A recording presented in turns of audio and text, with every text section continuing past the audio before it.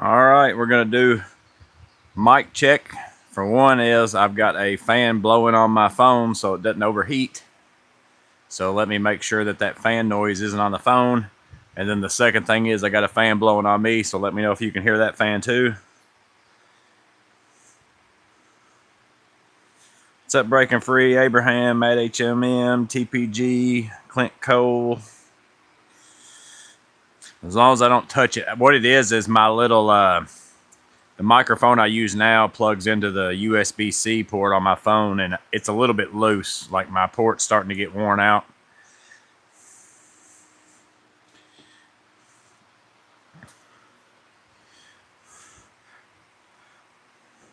Forgot it's Thursday, Wacky Waylon. There's Denny O'Fools. Yeah, I had a day today that went nothing like as planned.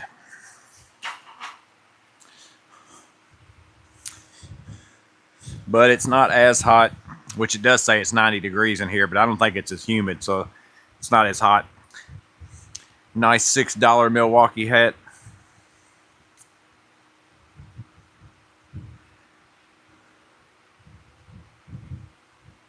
Barely hear your fans on max volume. Good deal. I know that noise canceling actually does pretty good on these microphones, so it seems like the times whenever it rained out here, because like I said, it is crazy loud when it rains, but that time where it was raining and I went back in and washed it, it does a pretty good job. So that makes it at least pretty bearable, as long as I got air moving on me. Breaking Free's SPMC shipped out today. I like mine so far. It's probably one of my favorite bags I've got in a while. I've pretty much used it every day since I got it. It kind of reminds me, like back whenever I very first started my channel, I think my very first loadout video was a Vito TP4B. That's what I use whenever I work for the place that I work for as kind of my grab bag out of my office, just to go do regular, just normal work order stuff. It kind of reminds me of that bag, but it's got the cover and all that kind of stuff on it. July is Sarcoma Cancer Awareness Month. Yellow, which my wife is a survivor on.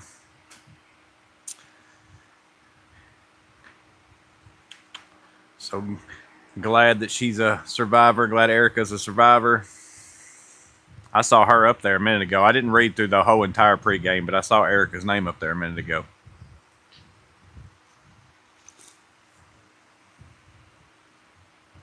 Y'all already had me in. If I go back and read the pregame, I'll start out in the weeds.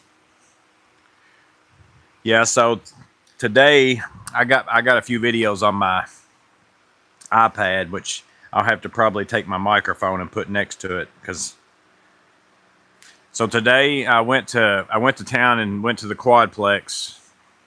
We're pretty much finished up there. As soon as I get done laying sod, we got final cleanup on the floors, go around, clean up the windows, the outside a little bit, but there's no sense in doing that till they get sod down, because there's just dirty dust everywhere. So I went to town earlier for that and to meet somebody for Facebook. And then I came back to close to where I live to go do a job. It's supposed to be fixing a doorbell and hanging a ceiling fan. So that's what I was going there for. And then let me turn the volume up. Like I said, I'm probably going to have to put my microphone. I'll see how well it picks up. We'll see. I'm kind of in a weird spot around my tools here to get to my phones. So hang on just a minute. Let me move something.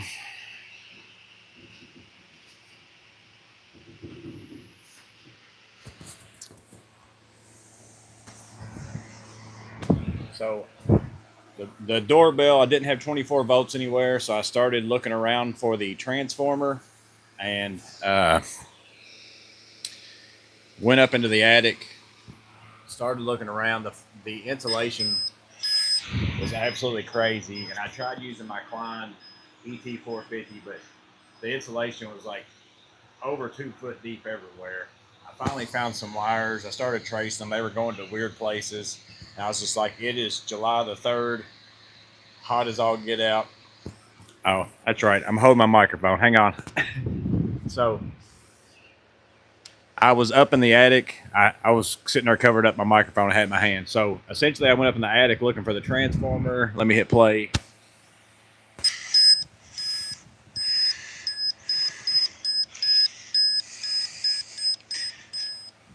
the insulation was like 2 foot deep in that whole entire house. I found some wires. I still couldn't really trace it, even with that ET450. And I was like, it's July 3rd, super hot. I'm not climbing around in that attic trying to find that. So I also knew that I've done work at this lady's house. She also has some power in her crawl space. Like there's a second panel that goes into her crawl space. All the wiring comes up through the floor. So I thought, well, I'm going to go ahead and crawl in the crawl space before I dig through all this insulation. See if I can find, maybe they put the transformer down there. That's when I found this.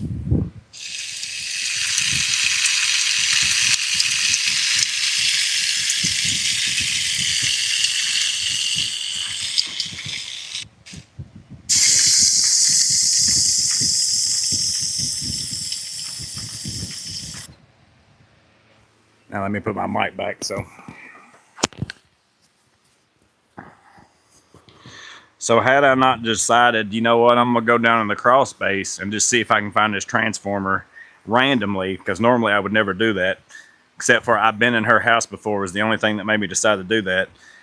As soon as I crawled under there, I heard water running. I was like, well, it's right under her kitchen. Maybe she's upstairs washing dishes, doing something, whatever. So I crawled, and then as soon as I crawled in there, I'm like, no, that's not somebody doing dishes. And so I ended up finding that leak. It ended up being where PVC was tied into copper pipe, and it basically failed right there at that connection right there. So then, of course, I don't have any of this stuff in my truck because I don't go to jobs like this as emergencies. Like, I don't keep all this kind of stuff in my truck. I normally, if I know something, I'm going to go do plumbing work, I'll put my plumbing boxes in my truck. You know, I don't keep a lot of plumbing stuff in my truck. So then I stopped by my house. It was actually, my house was between here and the town where I normally would have to go buy stuff. And I didn't have anything that I was going to be able to work with that because it was PVC. I don't have a lot of stuff for PVC because I don't run into it very often. So then I ended up having to go all the way back to the town that I normally work in and drive all the way back to her house. Got that fixed for her. Talked her into ordering a battery-powered Ring doorbell, and I said, and if you want this one, I'd save it, and maybe later on when it's not so hot, I'll get up there and see if I can find your transformer, but I'm not going to be able to, you know, I'm not going to go up there in 100-something degree weather and dig around in 2 foot insulation forever trying to find a transformer, because they had basically had, I could tell they had pink blown-in insulation, so that was probably the original. And then at some point in time, they had somebody come in there and blow that white blown-in insulation in there. So it really had like a ton. I mean, it was absolutely a ton. And I just wasn't going to do it. Too hot. Now let me go get out of the weeds again.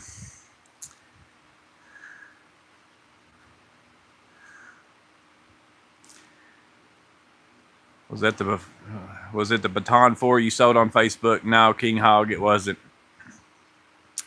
Ceiling fan, doorbell to plumbing. Mic going, yeah. I was sitting there holding the mic. It's so weird to me whenever I'm doing, like, that's like even whenever I'm talking to you guys, because I'm looking at the words on here, I'll look over here a lot, and then my microphone, I'm sitting there holding my hand with my hand closed. But she got really lucky. Like, she so happens to have a kind of like a ditch around the whole perimeter of the inside of her crawl space, because actually her main water line was leaking maybe like a year and a half ago, and I had to shut off of the street and put her in a new shutoff valve. So I'd already been under her house before, but that leak was pretty bad. Like, it was, her whole crawl space was pretty full. But she's got a kind of like a ditch around the whole entire perimeter that goes to a sump pump. And also, like, right below this, it actually wasn't very wet, so I think it actually just started leaking like in the last little bit.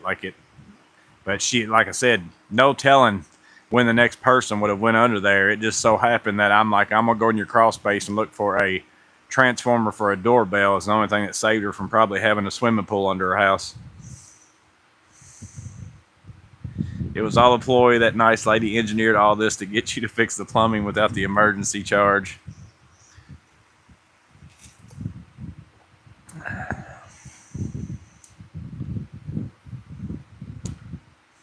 You may need earplugs for that installation driver. Yeah, the installation driver's got a pitch to it. I hope that if they come out with a new one, I want them to fix that, and then the offset collet to be to where it actually like holds a bit in place instead of just magnets. We have tons of PVC and copper. So most of the new stuff in my area is all PEX. A lot of older houses actually have copper. I run into more copper than I do PVC and CPVC. I actually run into CPVC more than I run into PVC, and I absolutely hate CPVC.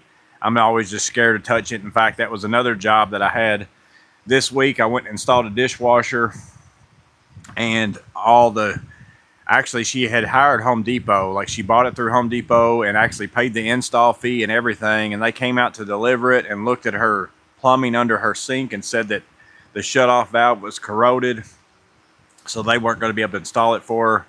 So then she called me. It's a lady I do work for all the time, and I guess she just didn't think anything about me wanting to install a dishwasher. So I went out there and looked at it. I'm like, well, I'll come look and see what they're talking about. But worst case scenario, I'll just change the I forgot to hit do not disturb. I'm going to do that. So maybe I also forgot to turn off the camera. So miss maintenance, if you're watching, get on your phone and turn off the camera, so if somebody pulls up and down, it don't get me jacked up. But the all her plumbing was CPVC, and she barely had enough.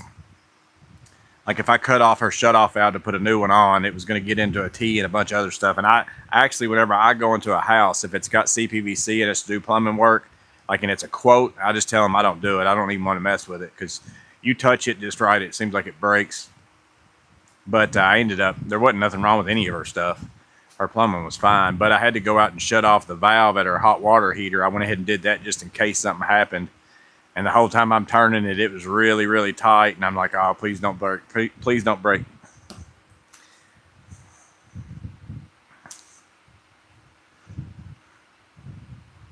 Add the solar panel to the Ring camera, problem solved. That's what I actually put on her back, because she didn't have a previous. I installed these doorbells that she's already having the problem with. I installed them a couple years ago. And like I said, her transformer just went out, I guess. But the her back one, she didn't have one, so that's what we put in, was a solar powered one. But this one's on her front porch, and it's underneath of the a whole porch. There's not really going to get a whole lot of sun.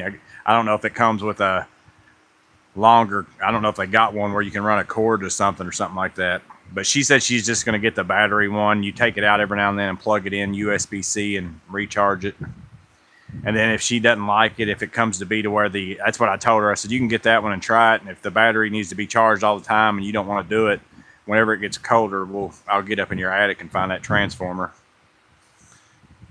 I don't do cameras. People hate working for people with tons of surveillance. Clint bought most of the tools I prescribed recently.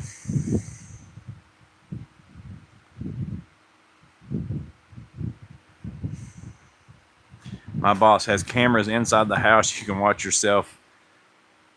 You can watch yourself on your TV. You gotta always. That's something I tell people all the time, because like, you've gotten used to over the years. Like, you can be in a client's house and be like, man, look at that picture on the wall. That person looks goofy, or whatever. If you're talking to somebody else, and you can't do that kind of stuff anymore, because it's like, you're liable to be being recorded all the time. You just got to treat yourself as if you're being recorded all the time. So like, which I work by myself now all the time, so I don't talk to somebody else and they're not talking to me. But you got to be careful when you go in somebody's house. You can't be like, man, I can't believe these morons didn't clean out from under their sink. Look at all this stuff and whatever else.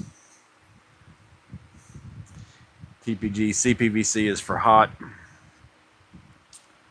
Yeah, it gets real, like, seems like to me it's real brittle. Like, I've seen it snap a lot of times.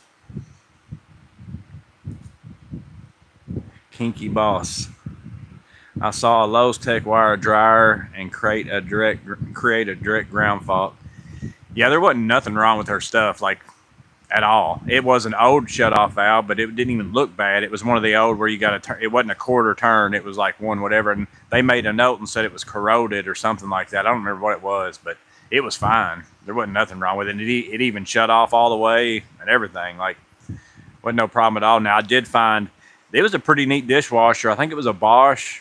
It was probably one of the better installs I ended up having to do, like, she had a granite countertop and they didn't put the thing in to attach your dishwasher to, so I had to use a thing and make that. But then it came with a junction box that you just wired directly and then mounted it on the wall, and then it came with a cord that you plugged into the dishwasher. So basically you'll now just pull your dishwasher in and out and unplug it. You don't have to wire it or anything like that, like crawl up under there and unwire it.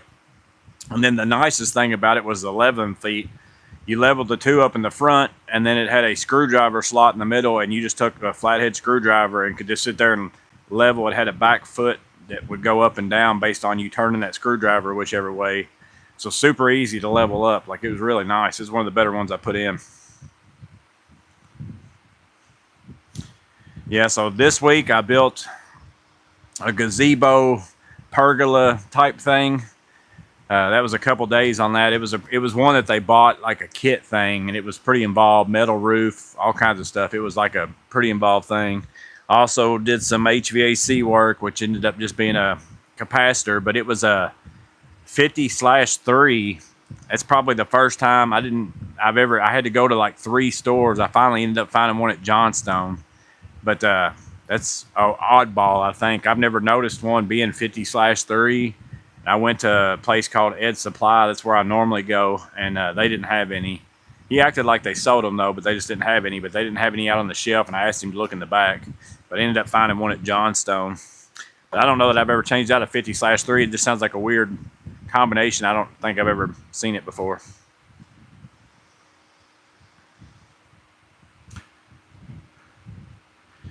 You can decouple CPVC with a heat gun.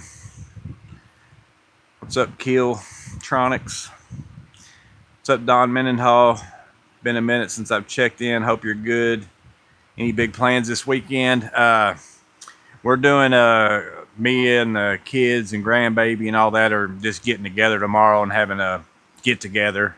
I don't even know if we're necessarily cooking out, but we're just getting food and stuff. I don't know what we're doing, if we're going to buy something or if I'm cooking out or not. Nobody's ever really told me for sure yet. And then Saturday, I might actually work Saturday. I've got a job I'm going to do for a lady for free just to be helpful. And I've been trying to plan. I was actually going to go today after I finished the doorbell and the ceiling fan, but the plumbing thing threw a wrench in that. Put a doorbell camera in today myself. Yeah, they're not bad especially if you've already got a doorbell. It's really easy. I mean, it's just like installing any other doorbell. My home is all CPVC German Camargo. I learned that the hard way when installing a new water heater. That CPVC nearly 30 years old and brittle, easily breaks under pressure. Yeah, every time I go to touch it, it's just, and I've really never had it break on me like live or anything like that to where it's just boom. Because normally whenever I see it, if I am going to work on it, I go turn the water off just because I'm not willing to risk. I'm going to turn this valve and then it's going to snap on me, and then I got to go run and turn the water off while water's just pouring. I just go ahead and turn the water off.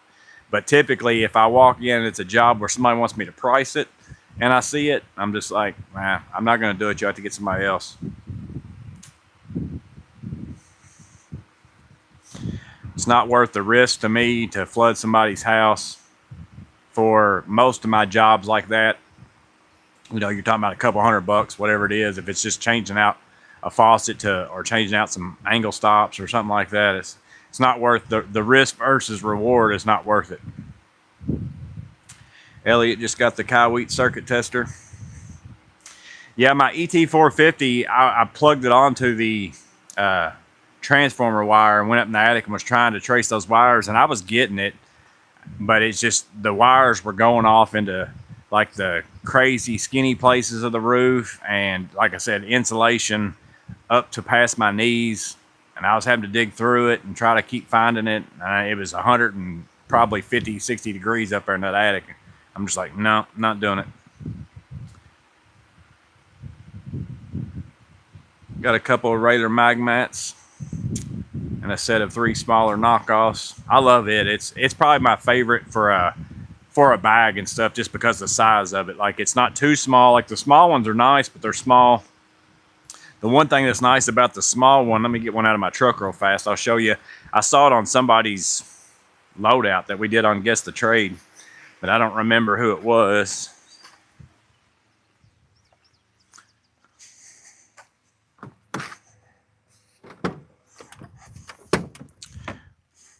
If you're running M12, and it's actually easier, I think, if you don't have the spider tool pin on yours like what I've got.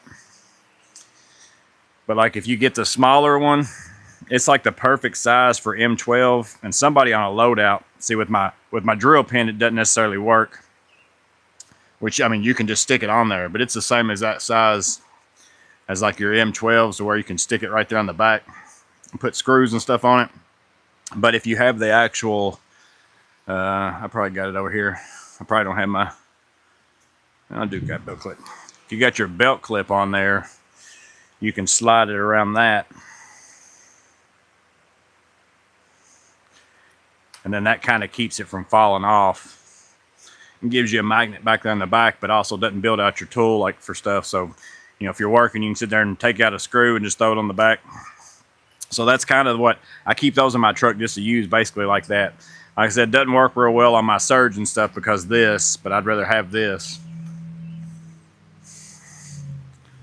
I shut my door. Yep.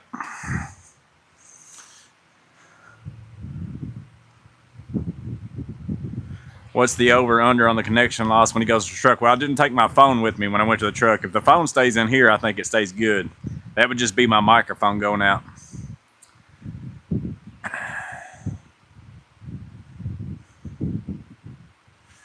He's got cameras everywhere and control his house with his phone. He can open and close doors too. Yeah, I've got a lot of that stuff. Like, I've got most of my house wired with my lights and all that kind of stuff. And then I've got cameras everywhere. I don't have them inside my house. I don't put them in my house, but I got them everywhere outside. Like, you can't come on my property without me knowing. Joey out there in people's homes letting them rip. You know, like I said, you got to think about that. Like, it's stuff that you never thought about before.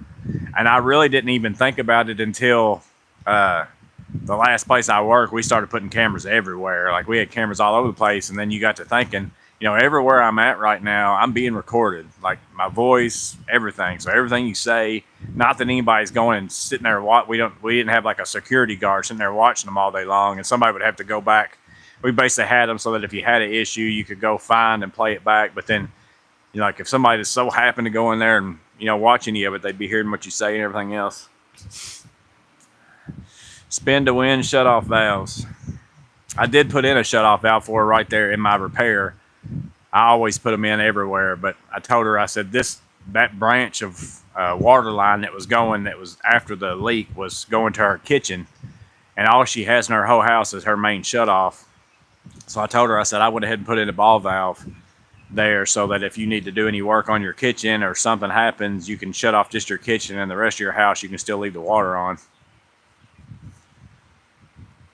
You too, Arma. Kiltronics putting hay in the barn tomorrow. Whew. I hope it ain't as hot where you're at as what I am here. That'd be miserable. What's up, Dancing Alone with Reynolds?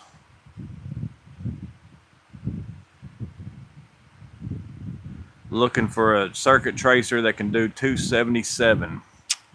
Yeah, I don't know. I don't know if the ideal one can do that or not.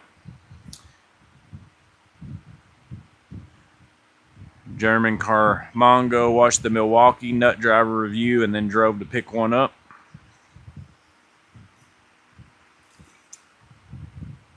Well, it should be code for the transformer for the doorbell to be by the panel. I think that, me too. Most of the time, and that's why I expected to be able to find it kind of easy. Most of the time in the houses around the age of what hers is, my house, several houses around here, they're usually in the attic and just mounted to the side of a rafter or something like that. Kind of usually above wherever the doorbell chime is for the most part. But I found all that and I never did find it. But yeah, I don't understand why they don't just go ahead and put it pretty close to the panel and then run the 24 volt wire from that point. And then that way, if you ever need to change it, you're also usually not having to climb up into an attic and do all that kind of stuff like that.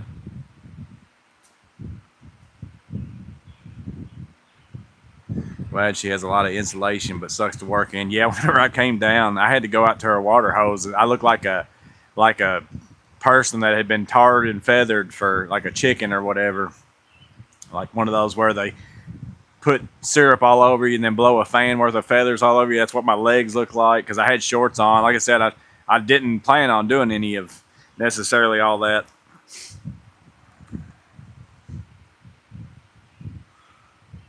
Service app tracks your location. Trucks have GPS. Yeah, there's not a lot you can't get away with. There's actually a murder in the town that I work in this last week where a guy just went into a car place and just shot somebody 8 times and walked right out. And they've got footage of him all over the entire town, like going into, like pretty much from his morning when he woke up till he went and killed somebody after he left, all that, like whether it's Ring doorbells from neighborhoods, street cameras, all that stuff, like the whole entire day. Jamie got the 12-volt DeWalt rotary hammer for $44 at Lowe's. I bought so the deal of the day at Lowe's one day was the Craftsman 20-volt belt sander for like $31. And I bought it. And then I was like, well, I'll get a battery adapter to go to Milwaukee. But I waited until it said, your order's ready for pickup, because I was wanting to make sure that I was going to be able to get it before I ordered the battery adapter on Amazon. So I got my email saying I placed the order, and then I got an order, your order's ready for pickup email. So then I got on Amazon and ordered a Craftsman tool to Milwaukee 18-volt battery adapter. And then the next, probably like 7 or 8 hours later, they canceled my order. So that tells me they had it, pulled it, and then decided they wasn't going to sell it to me for that, I guess. I don't know. But Lowe's sucks, so I just say that out loud. I don't like them, and I wouldn't go there unless I actually have to go there. Not a sponsor. My company's now making us provide our own power tools. I've been with the company for 3 years now. Is this normal? Most places I've worked would have provided them. It just depends on what kind of the agreement is, but I would expect that they would be paying me more money if I had to provide my own tools and stuff, because that's kind of the part of working for a company that they get by with saying, well, we don't pay you the same as what somebody makes if they go out and run their own business, but they're paying for your truck or your tools and all that insurance. That's kind of all built into the package. A lot of dudes do side jobs with company resources.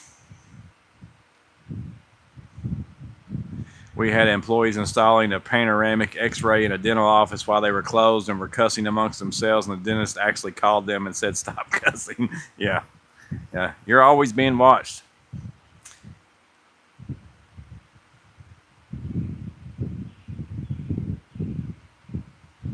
Same with cabinet lighting. The transformer is usually in the ceiling. Wolf box to the rescue. No, it wasn't going to come off with a wolf box. It was saturated. It almost was like a wet cotton balls all over me. I took my shoes and everything off and just took her water hose, and because after I got done, I went ahead and installed her ceiling fan.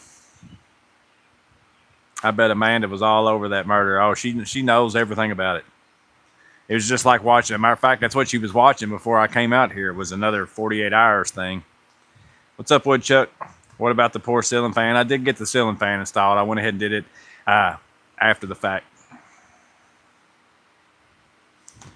She had I think it was her son-in-law was going to put the fan up, and he saw something in the box and said he was going to have to get in the attic and do something. It was braced weird or something. I don't know, but it ended up being somebody on the last one for extra support had ran some bolts through the old ceiling fan bracket and then through the wood 2x4 and put nuts on the other side of it. And so it was almost like sandwiching the bracket between the electrical box and the 2x4 above it, but it still had like bolts even into the 2x4. I mean, it was like there's no way that ceiling fan could have had a kid hang off of it and it wasn't going to come down. So, but he couldn't figure out how to get those bolts out to get the bracket off, because he started to loosen them and it was just spinning up there above that wood. So you almost would have had to go up in the attic and have somebody hold the nut type thing. But I was able to pull down on the bracket and sit there and kind of loosen them a little bit at a time and keep pressure on that nut, and I ended up being able to get them out without getting back up into that insulation attic. And it would have been in a bad spot because you would have had to go around the vaulted ceiling and all kinds of stuff to get to that section of the attic.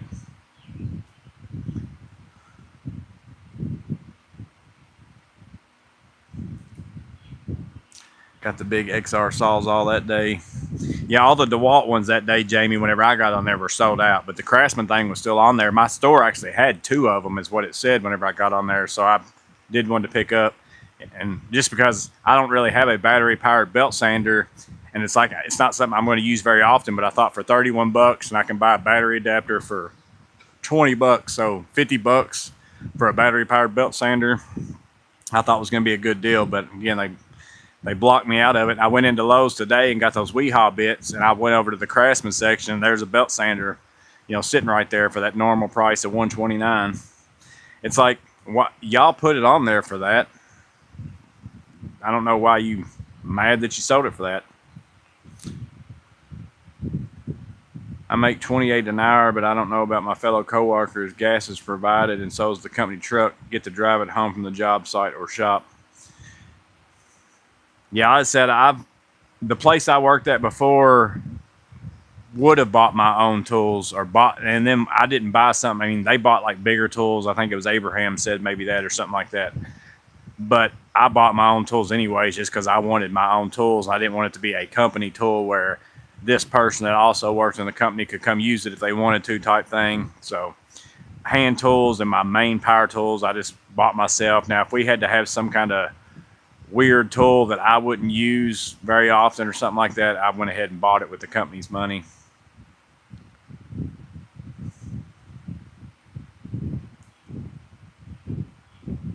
Maybe we should worry about finding you in a crawl space. Band file is cheap for Craftsman. I saw that in there today too. I looked because I'm going to return my Craftsman to Milwaukee battery adapter, but while I was in Lowe's, I was like, well, let me look around at these Craftsman tools and see if maybe they got something weird that I would want to keep that adapter for. But I didn't really see anything price wise that I was like, oh yeah, I gotta have that. Small company, but now we're getting bigger and people keep losing tools. So yeah, that's probably the thing of it, is if they feel like you guys will take better care of it if you actually spend the money yourself, type thing. Joey doesn't share tools or food. No, I'm not a big tool sharer. I will let people, there's certain people that I will let borrow my tools, or I will let people use them if they're working with me, that kind of stuff. But I don't usually let people take them unless it's a certain group of people. Like, it's a very small number of people that I will allow, hey, can I come over and borrow your this for a couple days? That's a very small amount of people that I will allow to do that.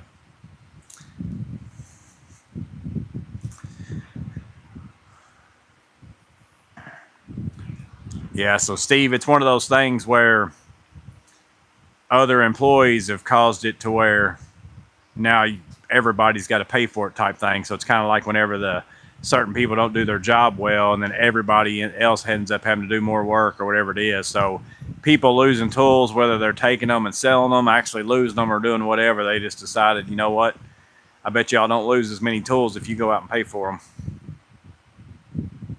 So I get that as a company, but they should also reflect it. Whatever amount of money they used to spend on tools for everybody, they should be reflecting that in somebody's pay.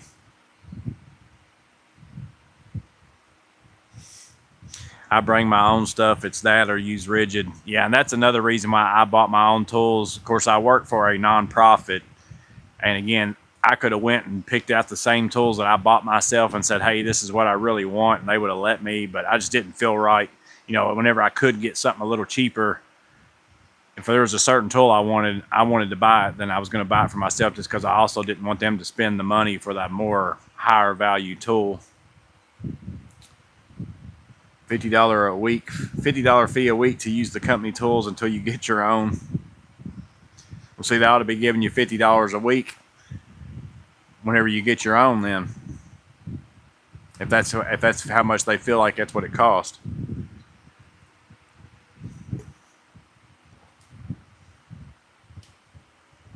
But what a company should do in that instance, in my opinion, is we're going to buy you this set of tools, and then if you lose one, you've got to buy it, you know, whatever. You've got to replace it basically. And then if a person was to quit and they still had tools that needed replacing, then you just take it out of their last paycheck.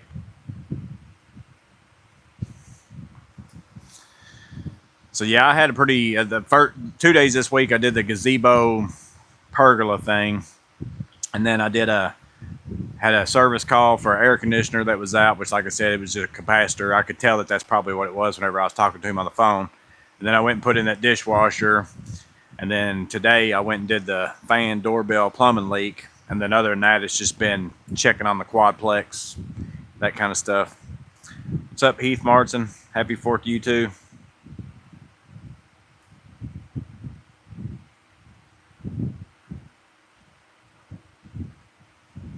I saw this, a mechanic who hires people, they sign a contract. If they're there for 5 years, they get reimbursed for the money they spent on their tools. Yeah, that would make sense too. Like I said, it's I get both perspectives of it. It's like, I don't want to be a company, hire you today and give you, you know, $2,000 worth of tools, and then boom, they're gone, or you quit and they're gone and whatever else. So I can see that side of it too. Break and freeze boss tells them to buy whatever I need. If it's something I wouldn't use at home, I just use it for work, and then I use the company card, but I'd rather know my tools were bought and paid for by me. Yeah, and see, I think I mentioned it in my other videos, or, you know, my first year as a self-employed, or what the advantages were that I had, was that was this, doing what I'm doing now was always in my mind of something I would do in the long term. Just because as I got older, I was wanting to kind of do my own thing and do whatever I want to do, all that kind of stuff. But that was another side of it too. I knew if I bought the tools whenever I left there, I don't have to spend any money to go buy tools. I've already got everything I need, type thing. And you all know I typically buy stuff on some kind of a deal. So if I get a good deal on something, then I'd just soon buy it so that I got the good deal on it and it's still my tool, versus if I bought it for a company on a good deal and I left there, maybe I'm not going to find that deal again. I got to go buy the tool at regular price, so I'd rather just go ahead and get it. My contact on the AC unit went out this week. Great job on the gazebo. Melissa Hawks is in here. That's who I did the gazebo for. It's either, it could be Melissa. It also might be the guy on his wife's account, maybe. 2 spare capacitors, 2 spare contactors. Yeah, I've got my own. I actually take those with me. I've got some capacitors here at my house that fit like my unit, my son's unit, whatever else, and I keep those. But anytime I go to an AC call, I take them with me, so that way if it so happens to be one of those sizes, I'll already have it, won't have to go to the store, and then I'll just replace it and put it back in my garage. But yeah, I keep spare parts for my AC here at the house, because it never fails when it goes out. It's going to be on a Saturday, or, you know, in the evening or something like that. I already have power tools for side jobs, so I'm not affected as much. Just hope I don't drop it in the water, as 90% of my work is near water, boat work. Yeah, in the long run though, Steve, I'm just going to be on. I mean, I feel like you're better off buying your own tools. I know it probably sucks, you know, to spend that kind of money, especially if your company is buying it. But you never know what's going to happen in the long term if you take care of them. You know, you go work somewhere else, might be the same thing. At least you won't have to buy them again. You know, all that kind of stuff like that. Because maybe life happens and you have to leave that job and go work for somewhere else that makes you buy your tools. If this company was providing them for you, and maybe you wouldn't have the funds to do it at that particular point in time. So you never know how it's going to work out. It might end up being a good thing that you buy all your tools.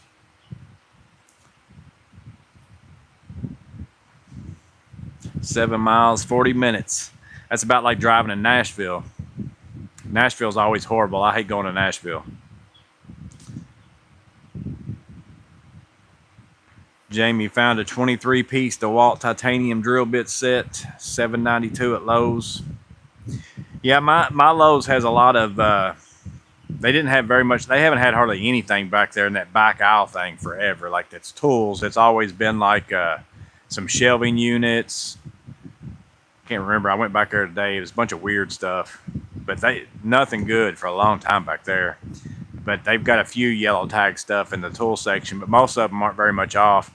And then my Home Depot had the Milwaukee hats on clearance, and then other than that, back in the plumbing aisle, just because I went back there today to get some stuff for that job, they had quite a few plumbing tools like drain snakes and all that kind of stuff. That's all kind of clearance, and I don't know if they're getting ready to change over to, you know, different models or something or what.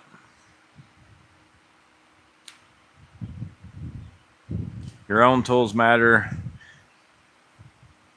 ABD should rest paid on your check or a higher wage. Yeah, that's why I said if you're having to buy and provide tools, they should be, especially like I said, if they're going to go the route of charging you $50 a week for you to buy your own tools, then that should mean that means that's worth something. They should be giving you some more money. They probably won't. I'm just saying they should be.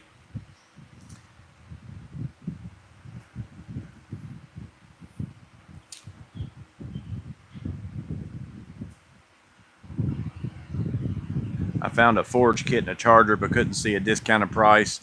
I noticed that my Home Depot had the Milwaukee vacuum, like the one you roll around, like the actual shop vac type. They had it on clearance for like $189 or something like that. But I don't think I've got my Festool vacuum that I roll around. I don't think I'd ever need a battery powered one that's that, because most of the time whenever I'm taking in that big of a vacuum, I've got power.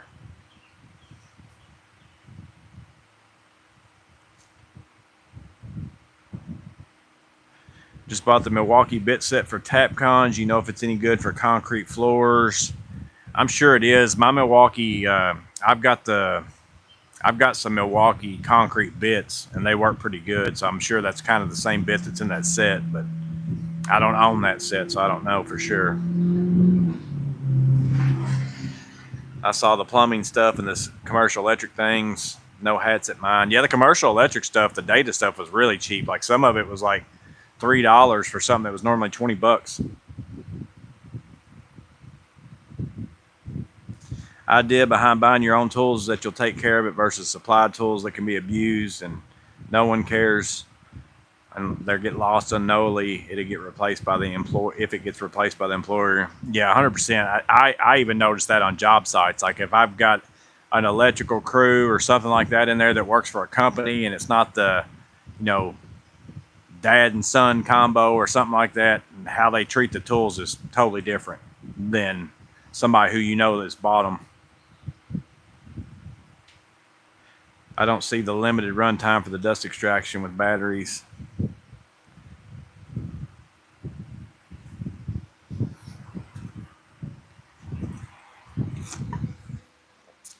So how many of y'all ended up buying the Connect adapters? I've got all that stuff out here. I brought it out here in case y'all ask questions about it, but there's not really a whole lot of things to cover. The only thing I didn't show in the video, because I didn't have it out here and I didn't want to go out there and get it. So everybody's wanted a ratcheting type M, which you can use your Impact 11-in-1 ratcheting screwdriver now with that one adapter, but you can also do that with the little Impact ratcheting stubby. So if you want a small ratcheting screwdriver, you can also take whatever I did with it. Let's see, be this one.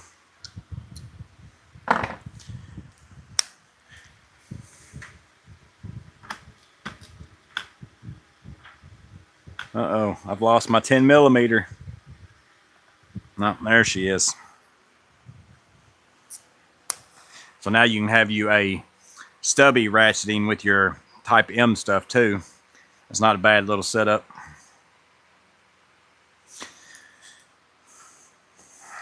I didn't have this one in here whenever I was filming that video, and then I thought of it later because I actually been keeping my little ratcheting stubby like this in with my T-handle set, so I can have a small stubby without the handle in case I need it. And then I keep this ratcheting screwdriver, which is the one that came with my nut driver set. I keep that inside of there. So that's how I've been keeping it. So I didn't have that with me.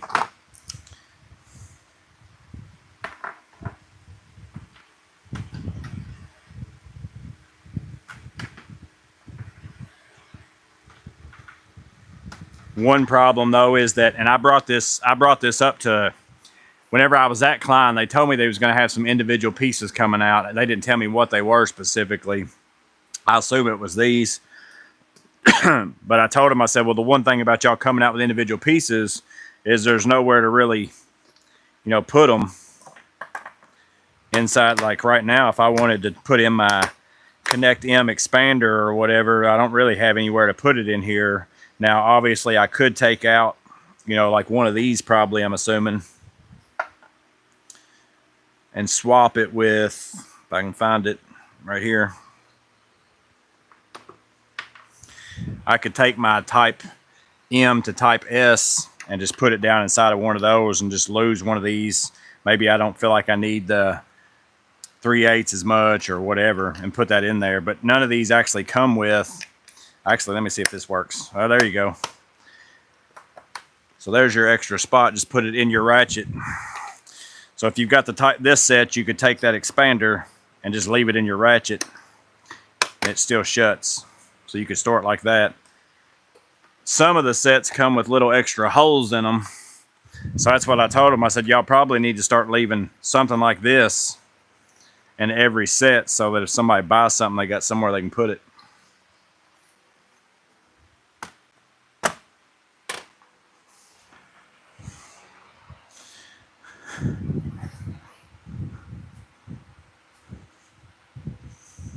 Buried in the comments. Let's see. Update all the regulars on the garage edition. Me and Miss Maintenance did get the tree cut down. I still got to deal with the stump. I ordered 2 chainsaw blades because I'm going to be going through dirt and the whole 9 yards. I'm just going to have to eat some chainsaw blades. I'm not going to mess with stopping and sharpening, stopping and sharpening. I'll have extra chainsaw blades I can sharpen one day if I want to. So I'm going to try to get that stump out. But I've got my boards out here with my nails in it that I can tie a string line to basically set the outside perimeter of my building so I'll know where to dig footers and all that kind of stuff like that. But other than that, I haven't done a whole lot of stuff. I'm waiting to get my footers dug.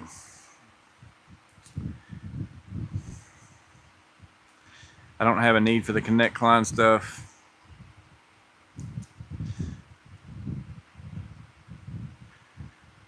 I got to cut off a bit to put in my electric vessel. Just watched your video on it today. I hate how loose the bits fit in it. I still need to I need to make one for my red one. I still haven't made myself one for it either. Miss Maintenance popping in between her crime shows.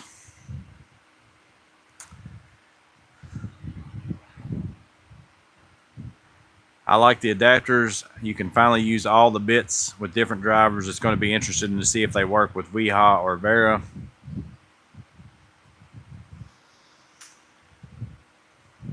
We'll see if I freeze up. I didn't get the notification, but somebody just pulled in. Maybe Miss Maintenance turned the cameras off.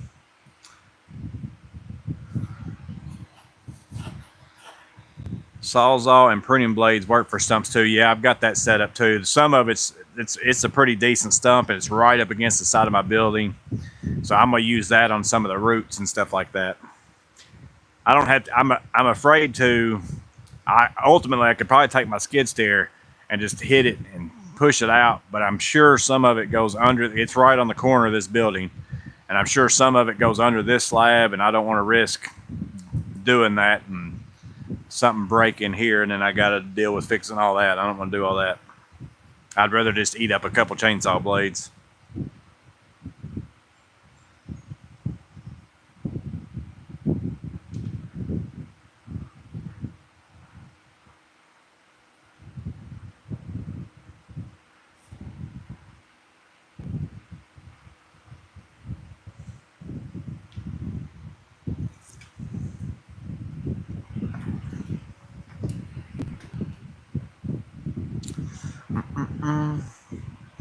They finally sell Skill ugly blades at Lowe's.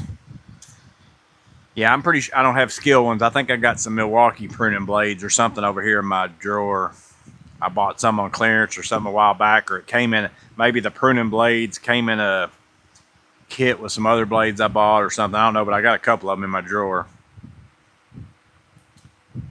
Just need to hire a termite crew. Go out here and just pour diesel fuel on it and set it on fire. Keep water in my metal siding. I'm not going to get it all the way. I just need to get it cut out of my way. I don't care if some of it stays. I mean, obviously, I'm not going to be able to get all of it if it goes under my building right now anyways. But I just need to get it to where I can get the footers dug.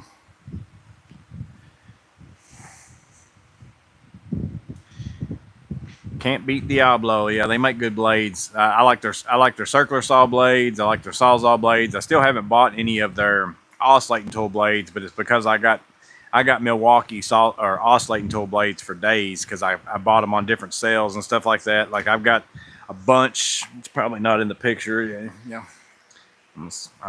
I turn this. I bet it messes up my mic, but we'll see. Y'all let me know if the mic gets messed up.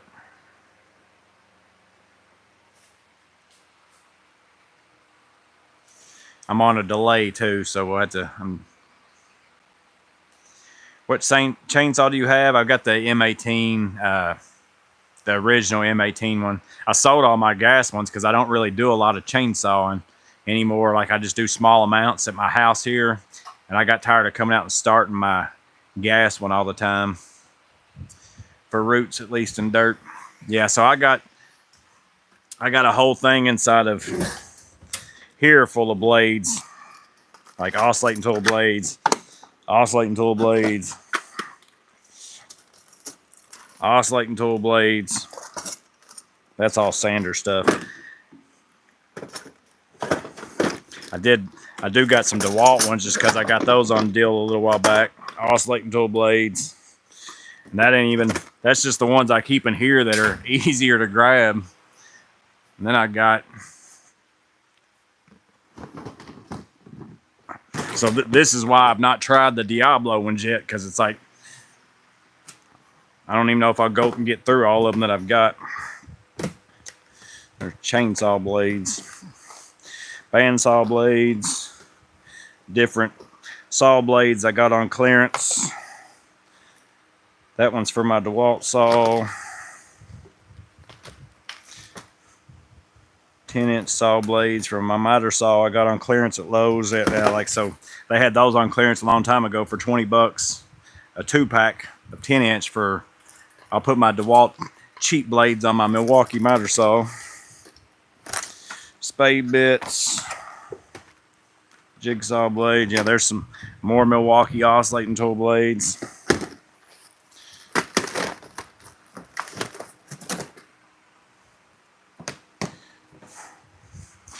So that's why I haven't tried the Diablos yet, but I'm wanting to try some of those nitrous or whatever whenever I start hitting screws and stuff like that. Which the Milwaukee ones are pretty good in my opinion.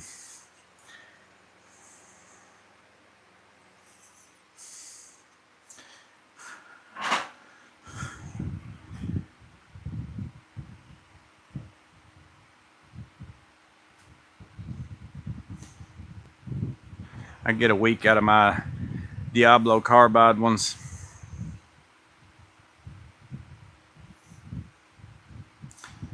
I'm in Florida. I had an umbrella set up on a DeWalt workbench and not secure. Tool bag was on the table. It was sunny and windy and the whole thing flew in the water. Yeah, it stinks. At least you're on a boat. See, Jamie True found the silver lining.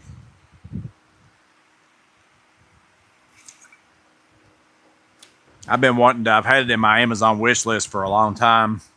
I don't need one that often, but I've been wanting to buy me like one of those, I think it's Supco or whatever, has the umbrellas that are magnets on the bottom where you can stick it on an HVAC unit and stuff like that. But it would also stick to my truck, you know, so I could, if I was set up a work table by my truck, I could stick it on my truck and use it like that if I was outside putting together stuff or something like that.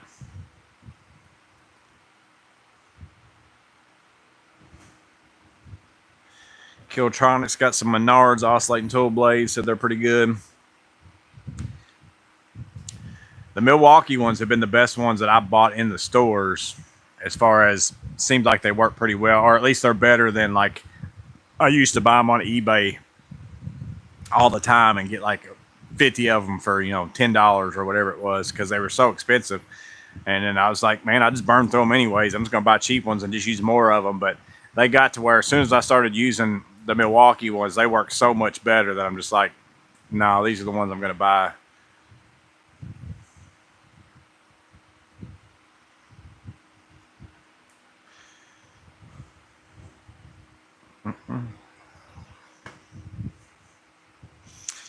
Yeah, I thought it was weird. Like her main stuff is PVC, the main line coming in, because like I said, I already worked on it and had to replace the main shutoff valve a couple years ago, and it was the same exact thing. It was leaking at a fitting like this, but it was all going to PVC, and whatever reason, instead of using a coupler, they had two PVC things screwed together. And then it's weird because it was copper at that point. They had this. I don't know. Like from that point on, our house is copper.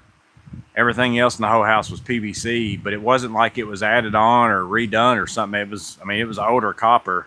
It's been down there for a while, so I don't know why the change happened. Like it wasn't a remodel or anything like that. I don't know why they decided to use copper in that section. It's almost as if it was the same age type thing.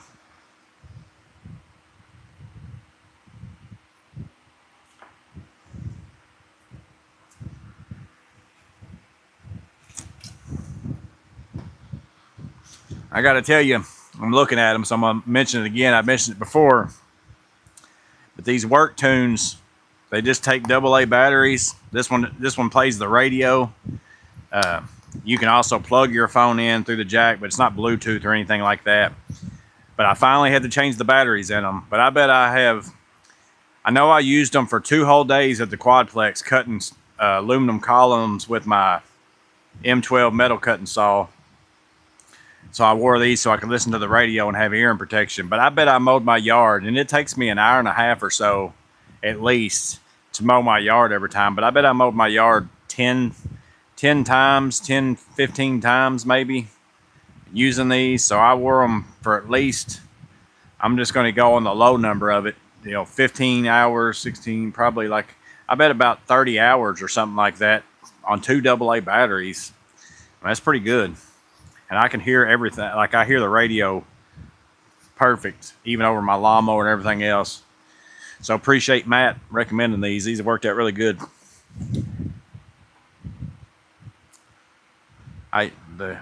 Use copper before bathrooms or main lines for antimicrobial properties.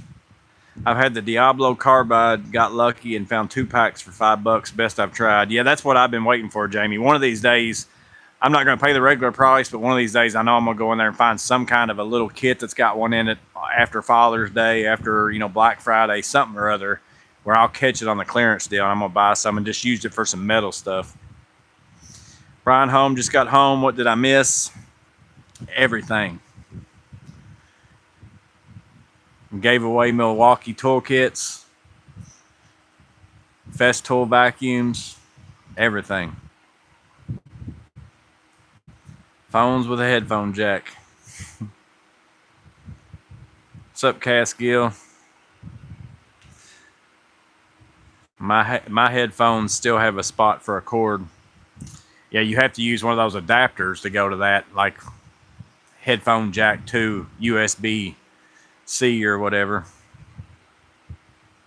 Try the ISO tunes. I don't wear them a lot whenever I'm working. I only wore those because I was cutting metal with my circular saw and it was going to be super loud. So I'm like, well, I'm going to wear hearing protection for that.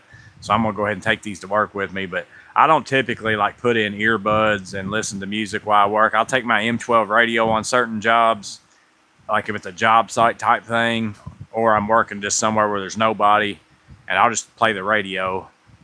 But just normal day-to-day service calls or just general quick work and stuff like that, I don't even mess with getting one out. I don't put in headphones and all that kind of stuff.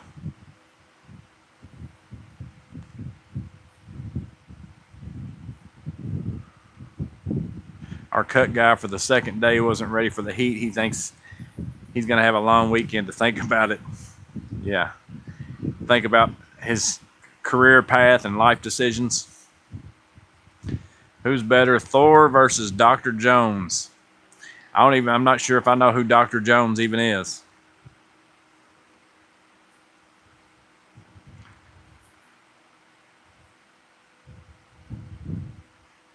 My Android phone has a headphone jack. Yeah, I miss my Android phones. I was 100%. I used Android all the time. I swapped over to an iPhone because everybody else in my family has one. It makes it easier for the iMessage and all that. But I mostly swapped over for YouTube, because I wanted to be able to use iMovie and all that kind of stuff.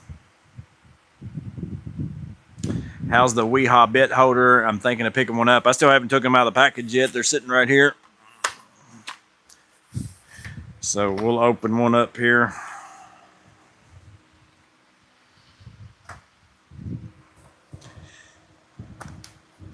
I'm going to open up the one with the bit holder because I'm curious. I think it's just a magnetic bit holder. I don't think it's a locking bit holder. Somebody mentioned that in the comment of it. I think they said that's a really good deal if it's got that bit holder. I paid $10 for the bit holder, but I think he got the locking bit holder. So this one comes with Phillips, square, and Torx, and the other one comes with Phillips, square, and Torx. So it's really the same bits, just the bit holder is the different piece of it. So this one,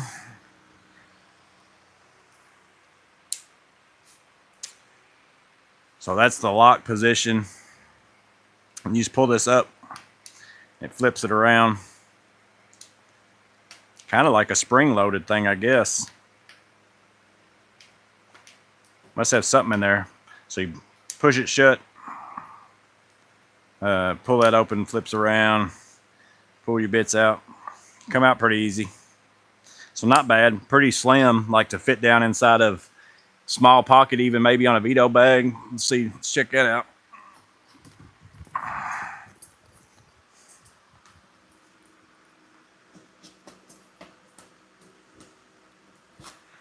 So a little bit tall, a little bit wide.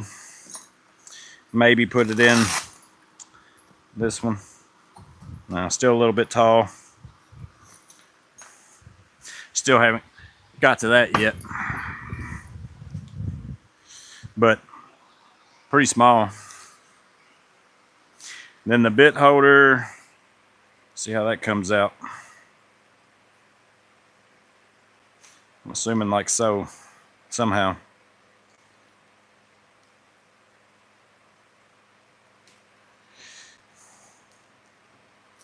Folds out like this.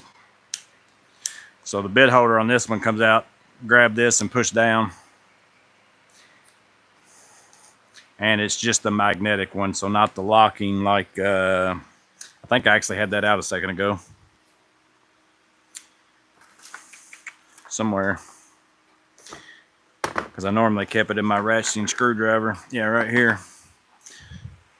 So it's not the locking bit holder, but just the magnetic, which is shorter. So the question is, will the locking bit holder fit in this case? And no, it will not. But if you took that little stop out right there, it would let you push this in farther. And then it would probably go. So we'll try it. Doo-doo-doo. Where does my knife go?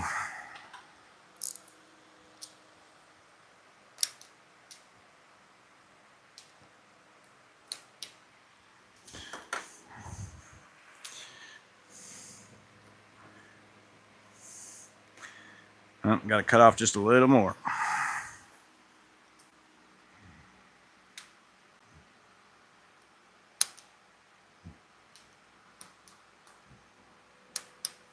Always cut towards your body.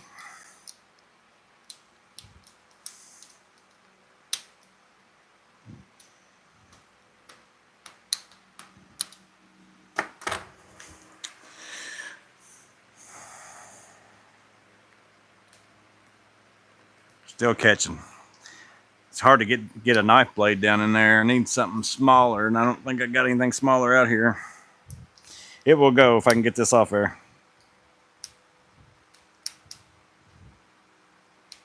There we go. That ought to do it.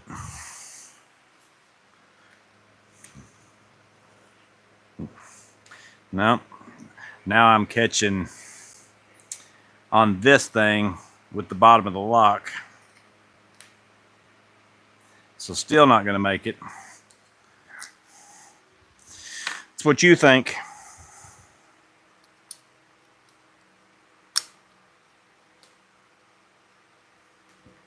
I'm already determined now. It's happening.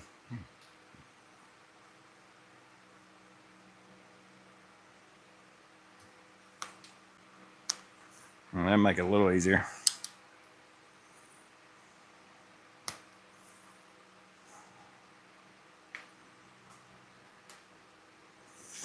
Some of you are probably thinking, why not just use the magnetic bit holder?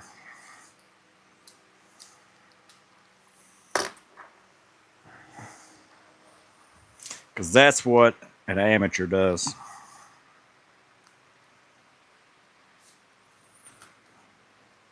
No, still catching. What am I catching on now? Let's see. Not there. Still that.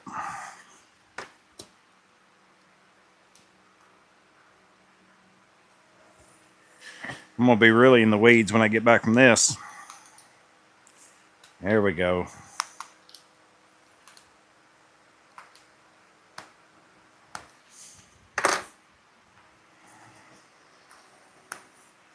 Boom.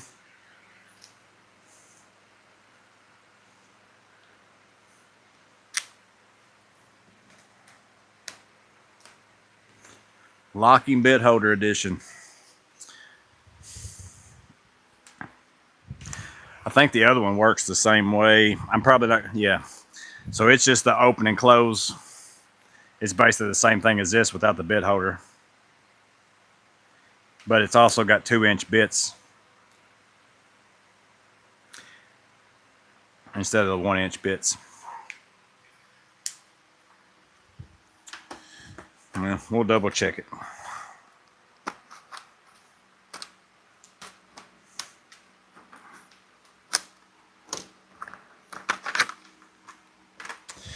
So this one, so it is a little different. So this one just flips that back and you got your 2-inch bits.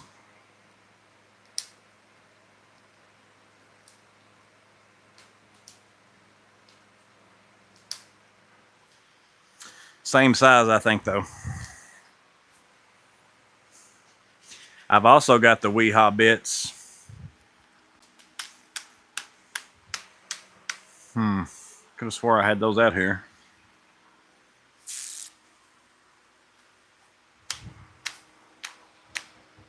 In the little sleeves. I don't know what I did with those. I thought they were laying here on my workbench.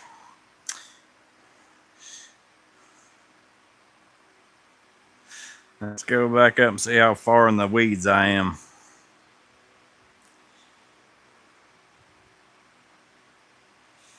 Oh man, there we go. Headphone jack. There's the Weehaw bit holders.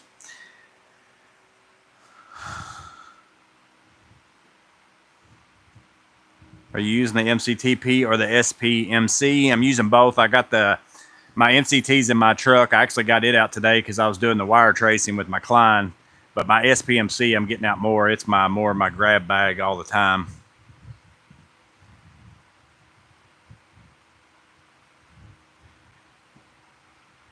Can't complain about them at $10 for a complete set of common stuff. Yeah, for $2.92, those bits are pretty good. Like if you like bits, if you need bits, I don't really need bits, but those are pretty good bits. You have to go pew pew when you flip it open. Fold it back, then pull it horizontal. You were probably telling me how to do it. The locking bit holder really locks on and doesn't let go very easy. The one with the big round slide. I know which one you're talking about. It's kind of more like the Milwaukee. Have you seen Last Best Tool? Have you seen the new Knipex? Yeah, I was talking to, I think it was K1WE. he emailed me and asked me if I'd seen it and sent me the Knipex thing, but I actually watched the Knipex video is what I watched and saw it. So I wake up every morning like 2:30 in the morning, 3 o'clock in the morning. That's when I start looking around at tools and stuff until I get up to go to work for the day. And as soon as I started looking all over the place, seeing if I could find one overseas somewhere and go ahead and ship it to me. But I found it at one store, but with shipping and everything, it was going to be something astronomical. And I'm like, I don't need it that bad. I'm going to wait. But the fact that it comes in that 180 size is going to be super nice. I think it might even become your plier of the year. It might go past the Klein 7-inch lineman pliers. And the thing about those slim ones too is it's not only that it's the 180 size and it's got that head like that, but it's got like the twin grip type teeth on the very front, like the different where you can, you know, grab a hold of something. It's also got a small little indention for like cotter pins and stuff like that. It's a really nice looking pair of pliers. And the fact that it's 180, I don't use 10-inch pliers that much. That's why I've never really even bought the 10-inch of the older style of it. What's up, Lexi? Don't do it, you'll void the warranty. Yeah, I'll lose my $2.92 or 52, 92 cents. Yeah.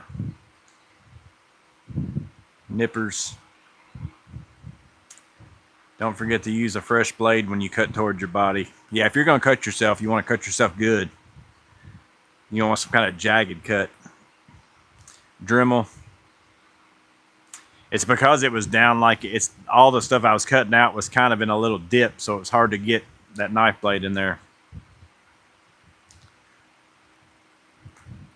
That's why he has life insurance. Always cut towards your body.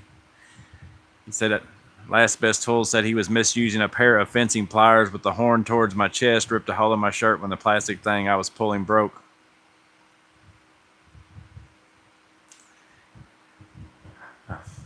Miss Maintenance said, I've got life insurance policy. She bought it the day she started watching the 48-hour videos. Although that's a telltale sign that you've been murdered by your spouse, as if they've taken out a life insurance policy on you in the last little bit.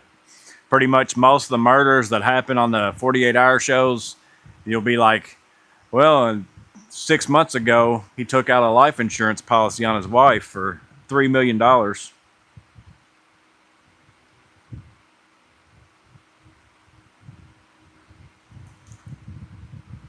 You can't improve it. Engineers worked on it. Well, I just invented the Weehaw locking bit holder bit case.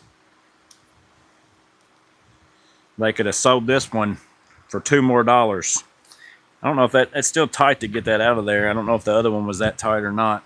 Let's see. That's a little bit looser. I don't know why. It's the same shaft going in there.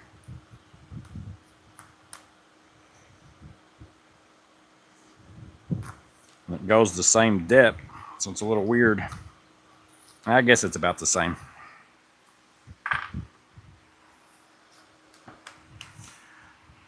The new short-born locking bit holder in $3 bit storage.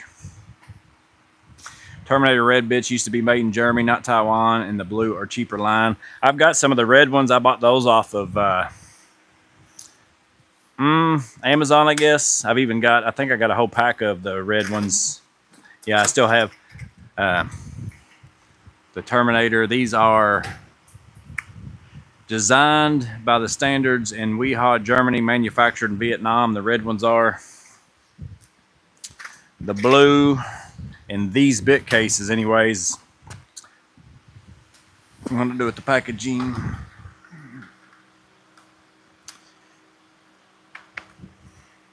Manufactured in Vietnam on those particular ones.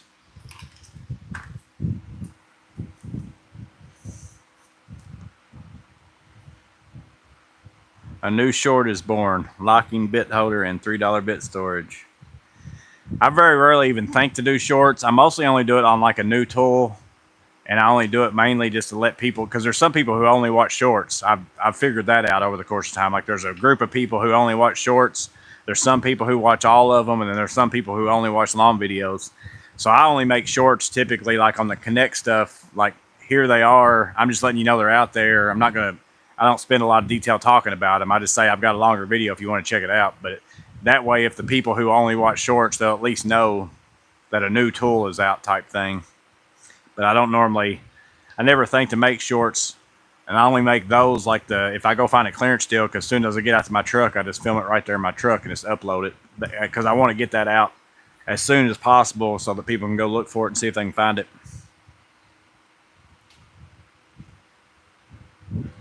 Are you thinking of picking up the Milwaukee bump cap? I don't know. It does fit like I could put a Morgan's maintenance patch on that Velcro-y thing. I thought about that. You want to cut yourself good, you've always got a second career in stand-up. You watch too much murder dramas, you will be paranoid. $327 on clearance with the modification. Tighter because of your precision engineering. Yeah, I did make sure I notched out this one little spot on there because I wanted it to fit snug. Don't want it falling out on me. I saw that and took my little blade and made it with precision. I wish that this one was more magnetic than what it is as far as your bit to your screw. If that was the case, then this would probably go past the DeWalt one in my opinion, but I still run the DeWalt ones more than anything. The locking bit holders.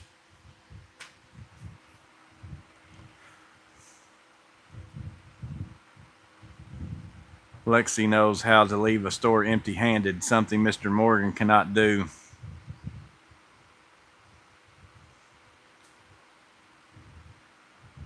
New Knipex ratcheting screwdrivers look great. They changed the switch lock positions. I don't think was that in their summer 2025 video? I quit. I had to leave and go somewhere. I watched the first couple things and I watched those pliers. I mostly fast forward to see those pliers, and then I didn't. Maybe that came on after. I didn't see those. I had to go back and make sure and see it.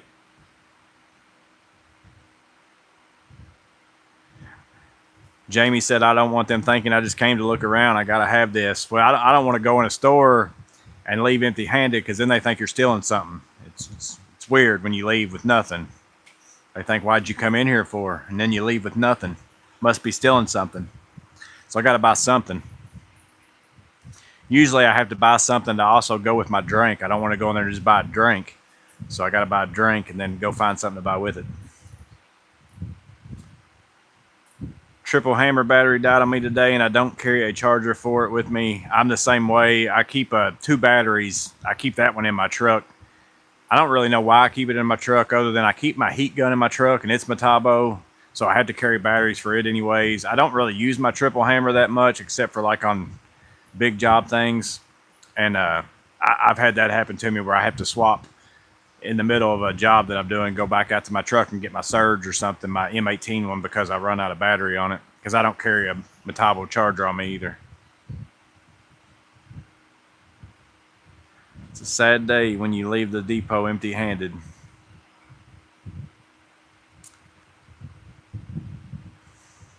I was going to get the Metabo heat gun, but it's annoying running 2 sets of batteries. It is. I already have Metabo nailers, so that's the only reason. And I got the heat gun. I got it on clearance. I can't remember what I got it for, and it came with lots of attachments for it. Like the Milwaukee one, you had to buy the heat gun, and it wasn't on sale. And then you also got to go and buy like all those heads and things you put on it separate. It doesn't come with it. So it was going to end up costing me like 50 more bucks if I went Milwaukee. And I really only use mine for the most part for vinyl base. That's pretty much about it. I'm sure there's a couple other things I would use it for. So I just went ahead and bought the Metabo one. I probably don't need to keep it in my truck. I know when I'm going to do vinyl base, that's really the only time I use it. I've used it a few times on some drywall patching and stuff like that. But I like the Metabo heat gun though, because you just turn it on and it stays on, and you can set the temperature and all kinds of stuff. Like, you don't have to hold a trigger. I like that about it.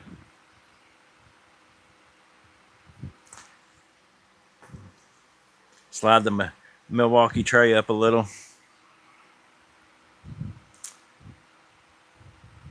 I prefer the regular bit holders, 20 long bits or 40 small bits. Yeah, the regular bit holders are a good thing. I keep my Allen keys in them. I don't run the bit holders as much I keep the smallest ones. I usually zip tie them to my MP pouches and just have a small one that's only got like 5 in it because I don't want a real big one banging around, just to keep your standard stuff in, the stuff that you use all the time.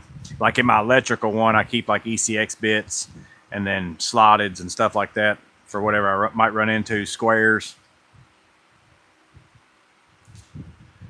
Triple hammers are a unique tool, nothing else like it.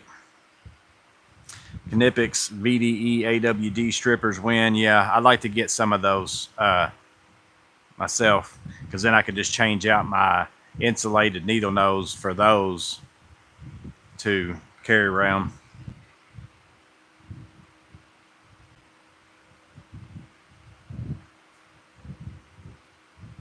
I keep Metabo running. They've had a free battery programs the last 2 years. Yeah, I really like which one of my nailers is actually a Hitachi, but it takes the Metabo batteries. It's the same stuff.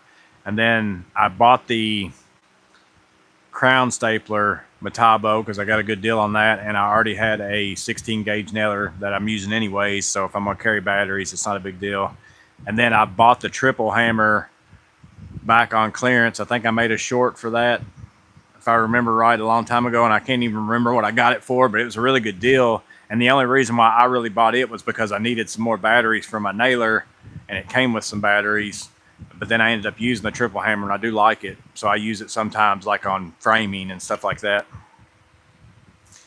John meant the Vera screwdrivers. Yeah, the Vera screwdrivers, I like the Vera ratcheting screwdrivers, the newer versions. I don't think I've got one in here. Maybe. No. I think they're all in my truck. But they come out with the ones I have are really small screwdrivers, but they come out with a regular size one.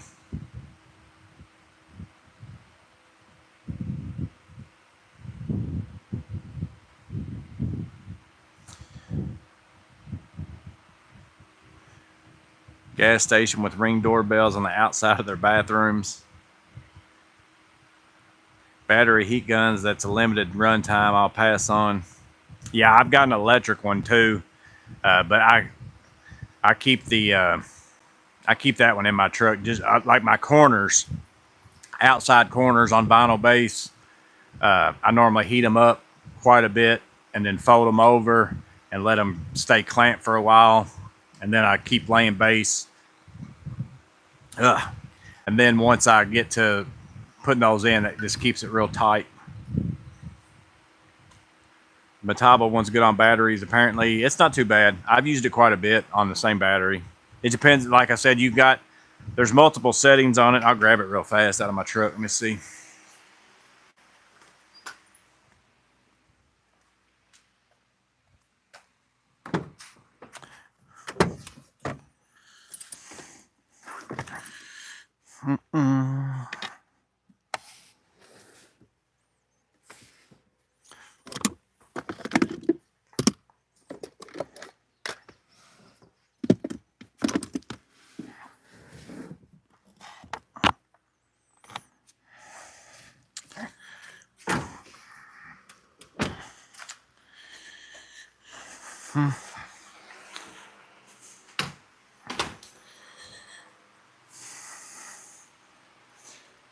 So like I said, the Milwaukee one, I got this, I can't remember what I got it for, but it was less than $100. I think I got it for 90 or something like that. But it come with several different of these, and the Milwaukee doesn't come with these. You have to buy them separate, and it was more expensive. And again, like I said, I already had batteries for this, so that's why I went ahead and bought it. So it's got a little belt hook if you want to use that. But it's got 2 speeds. So you got off 1 and 2. And like I said, there's no trigger you have to hold. So you pretty much just turn it on. And then, so that's what I like about it is I can set it somewhere and then just sit here and work with it like this. I don't have to actually hold it with one hand. So you got speed 1 and then speed 2, which is just the speed. And then you also have digital temperature setting up here. Goes up to 1022 or all the way down to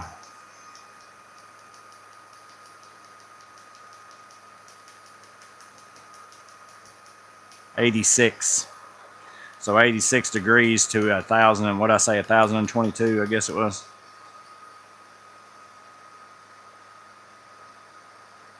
Yeah, 1,022.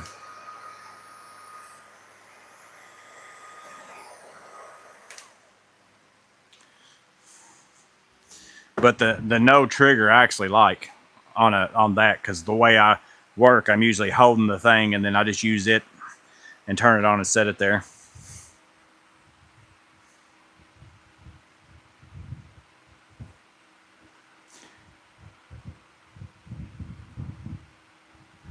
Rain stopped, heading out to the pool and some pre-4th of July fireworks.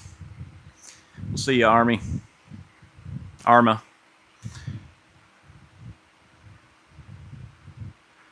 DeWalt heat gun got on big clearance, helped me get into the frozen job trailer. Multi-volt batteries or the regular? I've got both. The multi-volt are the two. I got two multi-volt ones that I got with the triple hammer when I bought it, because my triple hammer is a 36-volt triple hammer. So these are the multi-volt, but I've also got the regular batteries, but they're all smaller, so these are the ones I keep in my truck, so I just use these all the time. These are the, I don't remember how many amp hours. Let's see.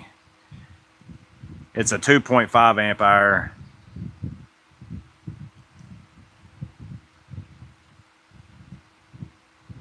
But I think it's actually a 5 if you use it on the 18, or it's a 2.5 on the 36 or something like that.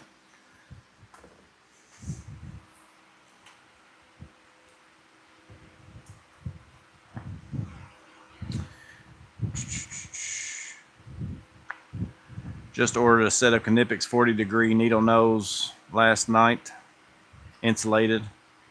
I got the Hercules heat gun, pretty good for battery powered. Metabo rear handle and framing nailer is a pound or two less than the other brand. That's a big deal. Yeah, I was looking at the Metabo. I might end up, my buddy's got a Milwaukee framing nailer, so I may just use it, but I thought about getting a framing nailer whenever I start doing this garage, but I don't know, because there's some places where I'll use nails. I mostly do most stuff with screws, but there's some places where you need to use nails.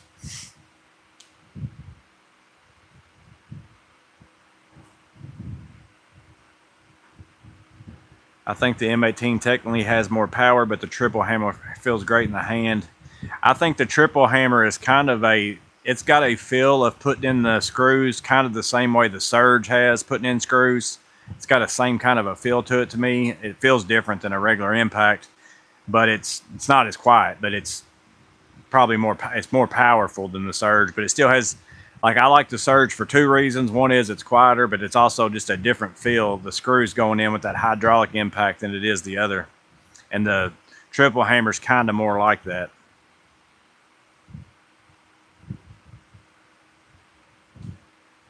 I was able to get the triple hammer kits for $50 at one Lowe's. I have them everywhere, 36 and 18 volt. Really only use the multi-volt.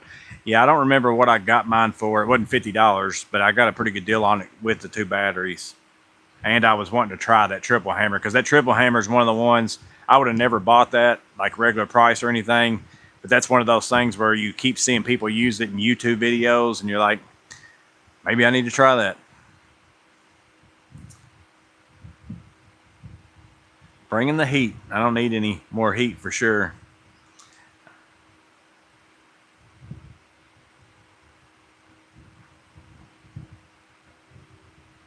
Been super hot, and Joey's messing with a heat gun. I may get caught up one day. I'm scrolling and talking at the same time. When they're going to make a cold freeze gun. 5 amp on 18 volt. Yeah, that's what I was thinking. It's worded weird on the battery, because it's got 18 volt, but then it's got 2.5 amp hours next to it, but then it says ×2. I was thinking it was you doubled it for the 18.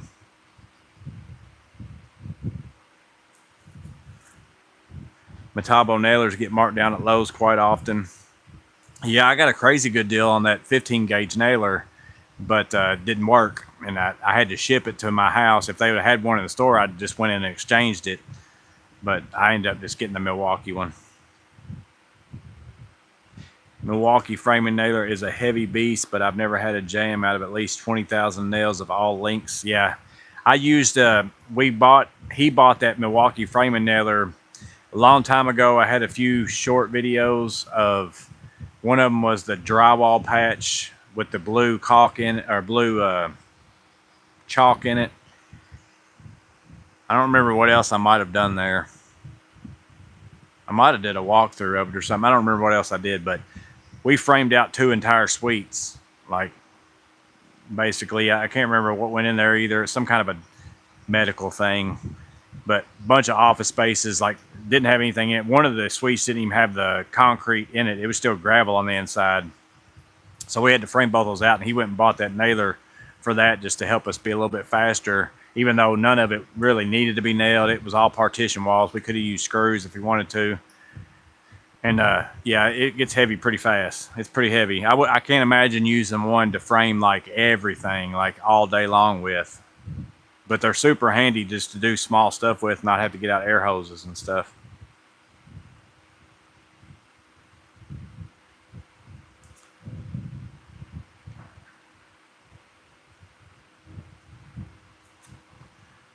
Hey, Timinator.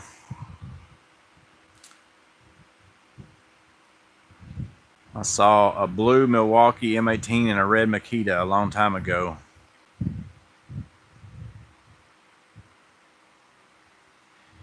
No cordless siding nailers on real brands. What's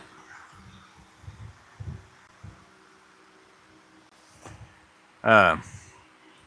Yeah, DeWalt maybe has one. Well, actually, Milwaukee came out. What did Milwaukee just come out with? Was it a roofing nailer that takes the coil nails? I think it was something I would never use. I don't know if they came out with a siding nailer. I think DeWalt might have one that's cordless.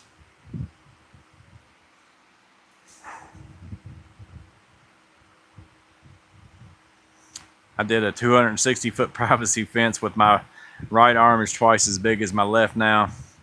What's up, Robert Mason? I keep hearing something that sounds like water or something. I don't know what I'm hearing.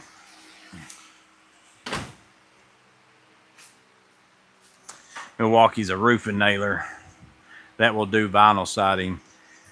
Yeah, because I think DeWalt's got one, and then I know they sell, maybe it's a roofing nailer too, though, because I know they sell a tip that you can put on it and shoot roofing nails. So it might be a roofing one too for vinyl siding. So it's probably a very similar thing. The siding guy makes tips for that, I think. Yeah, I've seen that one because I actually there's a guy who I know that does vinyl siding all the time, and I was showing him that, telling him, I said, you should get one of these because he still hand nails all his stuff and try it. I don't know if he ever got one to try or not. Milwaukee has a new coiled siding one. Flash black from plumbing. I think it's my, I see what it is now. There's a dragonfly on the back side of my fan, and he keeps making noise. He's about to get sucked into it, and he's actually stuck is what it is. He can't get out of the vortex. I'm gonna turn it off, buddy, and get you off there. Fly away.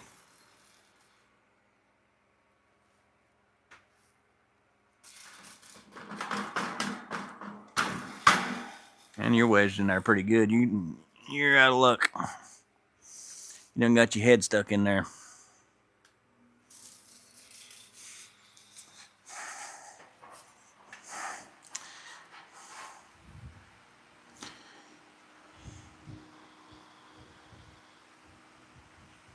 Maybe if I stick a slotted screwdriver in there, I can get him out. I don't know. Probably gonna kill him.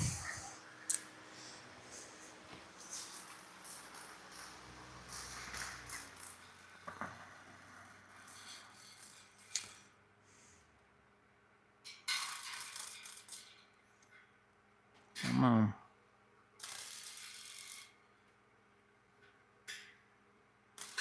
There we go. Got you out and you lived.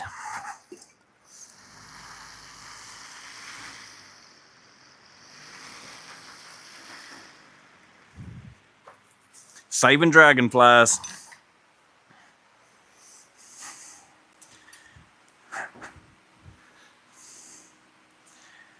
What's up, Astro Boy? Watching from the Philippines. I've been to the Philippines. It's one of the few. I think that might be the only place like out. When I have been to Canada, so I've been to Canada and the Philippines. The only two places I've been out of the U.S. If only you had a screwdriver. I know. I just saved his life with a screwdriver. He had his whole head stuck inside one of the grills, and he was trying to fly backwards to get out, and he couldn't get out. Pass load shoots 2-inch. Yeah, the pass load makes really good nailers, and they're super light compared to the other ones, but that whole gas. Now, if I use one all the time, I just factor that into my price, but I don't use one enough because mostly I do interior partition walls and stuff, and I end up just doing screws. I don't want to have all that stuff sitting around for a long time. Dragonfly Whisperer. Morgan's Maintenance, the humanitarian. The Dragonflytarian. He's been in the DeWalt platform for 15 years. Finally got the M12 Surge with the 2 batteries and compact blower on sale for $159. Any suggestions for extra batteries? Lots of options. I only run the high output ones now, like the 2.5s on the small ones and then the 5s. That's pretty much what I've been buying. Only ones I've ever had problems with, which I still got some super old ones and they work fine. Like I've got 1.5s and all that stuff and they still work and last for a long time. Like I got some really old ones that are still kicking. The only ones I ever had a problem with were the 6.0s. So if you find any crazy good deals on 6.0s, don't buy them because they mess up.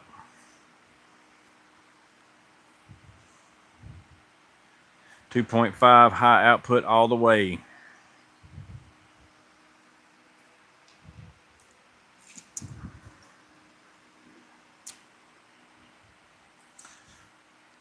Seen House of Tools has black and gold electric screwdriver kit for $64. Yeah, they had it a little while back. It was kind of they might have some left. I don't remember if that's cheaper or more expensive than what it was originally because they had it for a little while. It's like a limited edition version.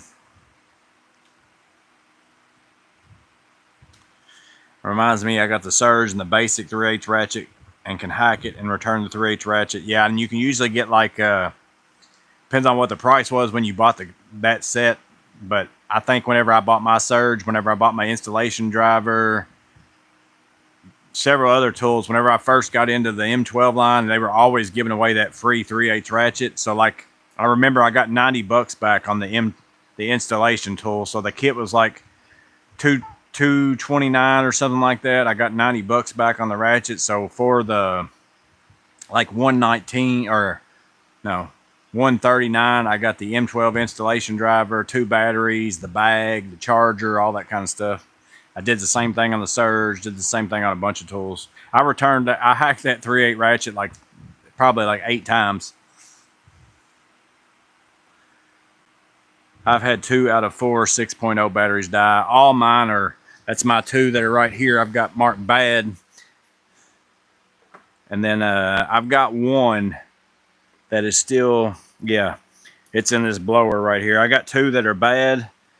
This one I can still jump if I want to. This might not even be in the, yeah, it's in the picture, I guess. I put it in the stuff that just sits around here and I don't use that often. And then I just jump it occasionally.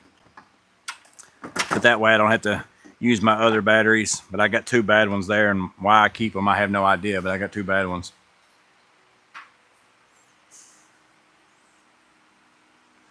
My old M12 fuel impact was a victim to the water. Sometimes the battery's an additional item, hack it then.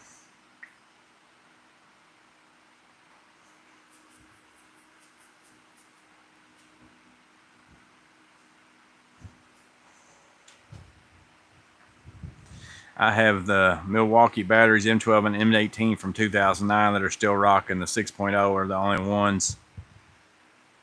And my M8.0 M18 only have 3 lights.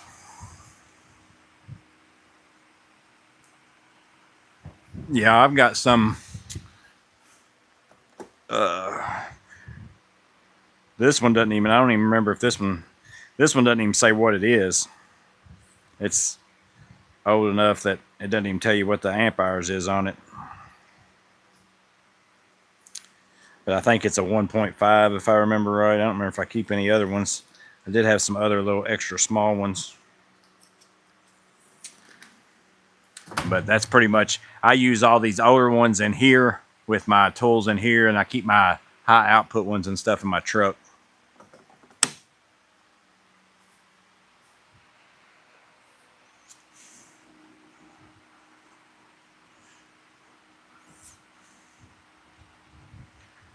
We need more dragonflies around here. Then the mosquitoes ate us up when we were using the laser to mark the corners of the building the other night. Yeah, I've been scratching my legs. Actually, I've got little bites all over it right now to death. Me and Miss Maintenance were out here, and I brought my laser out here, and it's easier to see when it gets dark to start marking out just roughly where the building was going to be going. So I knew that I dug out everywhere I needed to, and then also so I could make it to where I could just pull string lines every time to show somebody where the footers need to be dug and all that kind of stuff.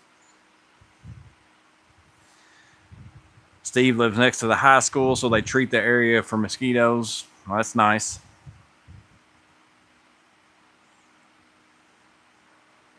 .5 I keep in my M18 stapler.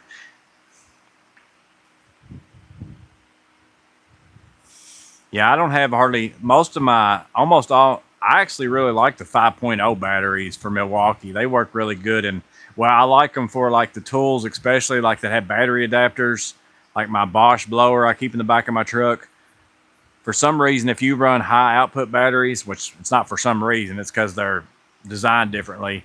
I have an issue with high output batteries in battery adapters for other brand tools for some reason. Like, so you got to be careful with that.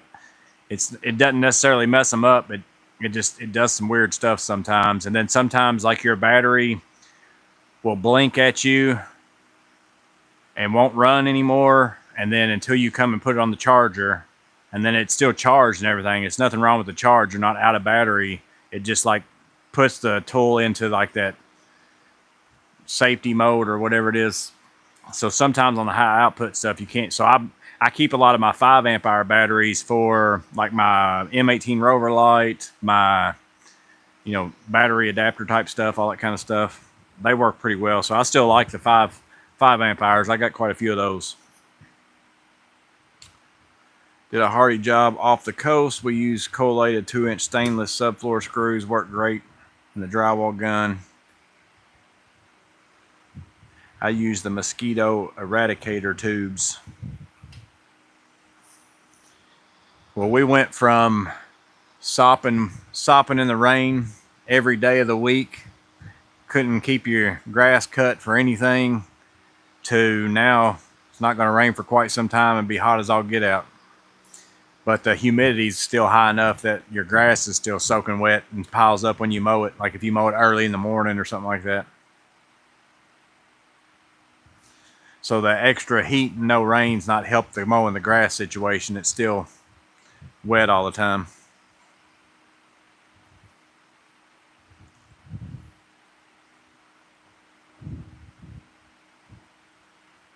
.5 batteries are old school, so they don't have the fuel electronics that the newer high output have. Yeah, so I don't even mind, like if I see a M18 tool and it still comes with the 5.0 batteries, I don't mind getting extra 5.0 batteries because I use them quite a bit. There's certain tools I like them in just because the high outputs are a little bit bigger. I actually don't like running like the bigger high outputs. Well, I wouldn't want to run them anyway because they're heavy, but like I don't have any of my M18 impact stuff in here. I got my high torque, I guess, maybe.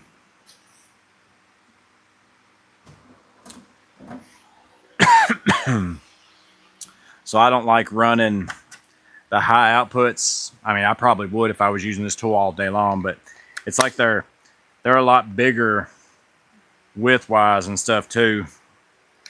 So like in my surge and stuff, which I normally run the 3.0 high outputs, that's my favorite ones to use for like the surge and all that. But I'll either run that or I'll run a 5. I don't really like the bigger high outputs. I've still got one old 2.0. But see, those don't stick out past the tool. The older models don't, where the high output ones do. I usually use this on my nail guns.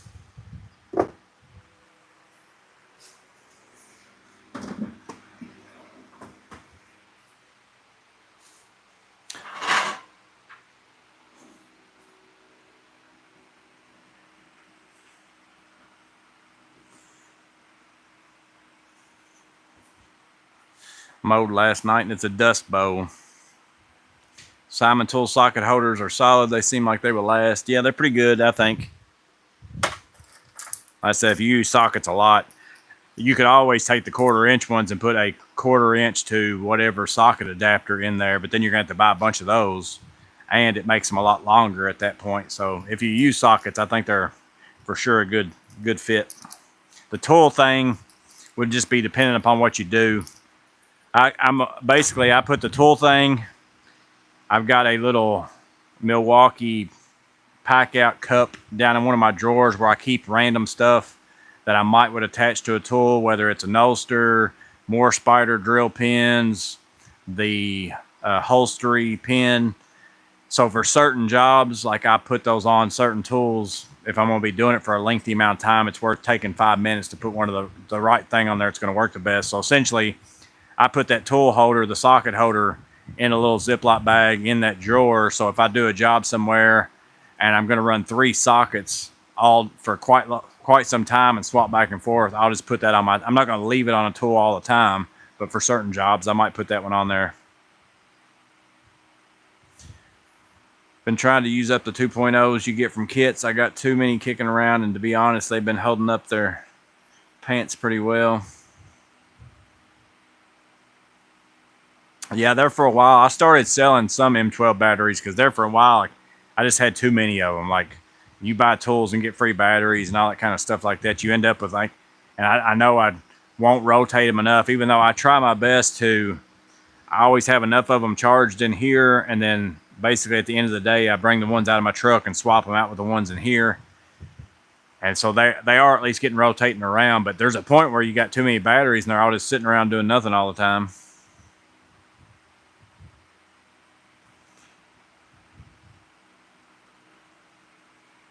I also might have missed it, but what chainsaw do you have in use? All I've got is the M18, the original, not like the top handle or anything like that. It's like a 16-inch, I think. And then I've got the pole saw, 10-inch pole saw. Like I said, around here, I basically cut up limbs. Maybe a big chunk of a tree falls out or something like that. I used to have some gas ones, but I'd have to come out here and start them every once in a while, or else it never fails. If you don't do that, you come out here to start it when you need it, it's not going to start. You're going to have to work on it. So for the little amount that I use one, I just decided I don't even need a gas one anymore. I'm not going to mess with it. This M18 one does fine. The only difference is, like, if you're going to cut like all day long, like if you were going to go help after storm damage or something like that, cut up and just go around to other people's yards and cut up trees all day long, you really need a gas one for that kind of stuff, where you can just keep refueling it, because you do go through batteries fairly quick. But I've cut up quite a bit, on one battery if you got a good chain and you're going through it pretty fast. I don't ever see needing anything but a battery-powered chainsaw for my own personal use.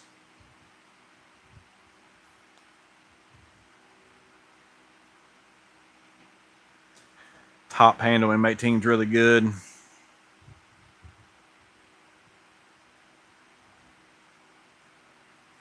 We all live cleaning carbs like it's the 50s. Yeah, I was really OCD about that at the place where I worked at. We had all kinds of equipment back there, and I had it on the sheet like once a month. Go back there and start every single thing, at least once a month. Go back there and start every tiller, anything we had that was gas and whatever else. Go back there and start it and let it run for a little while, because I don't want to mess with it like when I need it.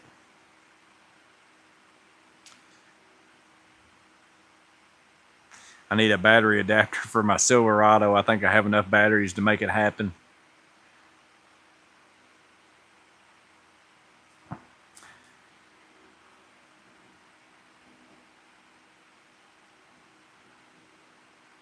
Dual battery M18 chainsaw, surprisingly powerful. I bet that's pretty heavy too. I bet that's kind of heavy. Like, if you put 2 big batteries in it, I bet that's pretty heavy. Because of your channel, it inspired me to buy Vito, Klein, and Milwaukee Products tools. I'm in low voltage tech here in the Philippines. All good brands in my opinion. You can't beat Vito bags. And Klein, for certain tools, they're pretty good. There's other brands out there that are good too on most of the stuff that they make. And then I like the Milwaukee power tools. But power tools are one of those things where I buy Milwaukee because that's what brand I'm in, you know, like for batteries, like what we're talking about more than anything. But they also, to me, offer the most stuff for the type of work that I do.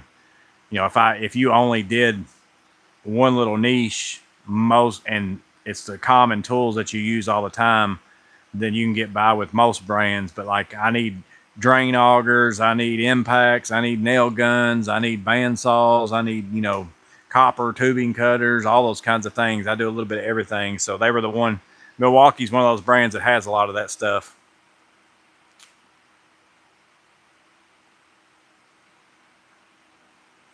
Not bad with the forges, but it pulls you in whatever you're cutting. I've jumped my work truck with a Milwaukee battery for. I've done it with I tried it with a 12 volt one time just to see. I also used to run my little 12 volt like a tank sprayer. I used to do the same thing I do with jumping batteries. So I would take my M12. I don't know if my little jumpers are normally, I might have mine up here actually. I don't know what I did with my little jumpers. I just had them out the other day. Hey, right here. I would take like a battery. I basically have some of these where I flatten down the tips and then like you poke those down in there. And then I'd run my little 12 volt. I just had a little connector thing where I connected that onto the 12 volt tank sprayer and used it like that for a long time because my battery went bad on it. Appreciate it, Clint. Appreciate it, Wacky. Mortgage chainsaw fun. Never used a tool battery, but I used a 10 gauge wire as jumper cables.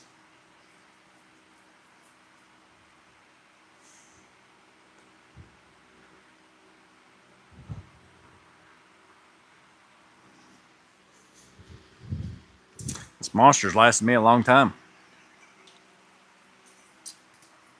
Didn't even get into my water. He needs all that stuff. Can't wait to see what he needs to complete the garage edition. Might end up having to go buy a small bucket digger to go with my skid steer. Might have to dig these footers myself. Do you prefer a Velocity tool bag? I've never tried one. They do look like they're nice, but I've never even seen one in person, so I don't really know. Visually wise, looking at videos and stuff like that, they look like they're pretty good bags. But I've never seen one in person with my hands or anything like that. Appreciate that, Heath. Used M12 batteries to power 12 volt small motors on boats before.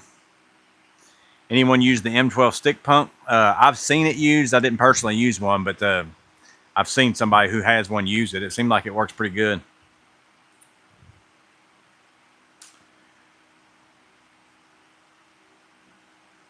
It was the Quality HVAC, and I've got the little pump that he had in his video.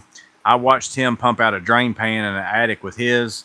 It's just a small little, you plug it in pump, like a little electric pump, and he was using his top off with it. I thought that was a pretty good idea because if you're carrying around a top off or whatever anyways, then that just saves you from having to buy a battery powered transfer pump, because this little pump was pretty inexpensive and it was super small.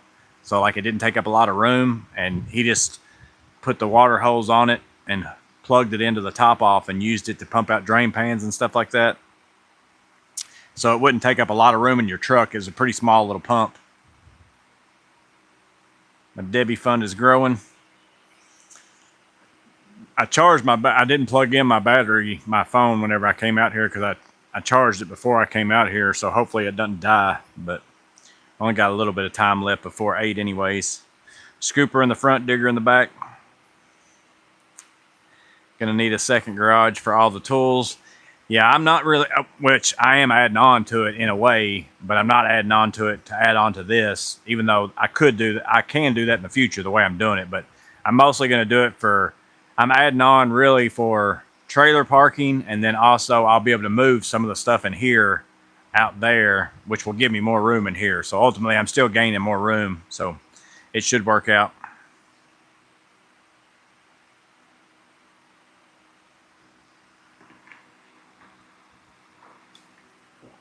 We'll see you, Lexi. Hope you have some good times with your family.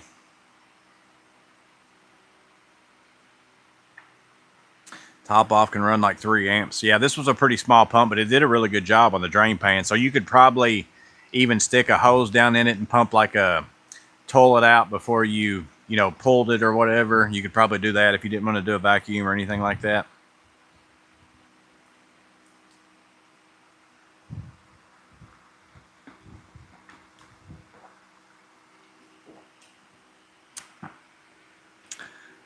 Limited space is a good thing. Amanda has to agree. Yeah, that's kind of why I shifted to what I'm going to do, because I don't really need more room in here, because then I'll just fill it up. So if I make that room over there for a totally different purpose, and then I'm not going to condition it and all that kind of stuff, I'm just going to condition this space, it will make me not be able to put some things over in there. So it will cause that to happen, hopefully. M18 vacuum with the liquid filter. That's what I use now currently for stuff like that. Is I've got my old M18 vacuum, not my pack out, but the generation before that one. I've got the wet filter in that, and I use it for water stuff.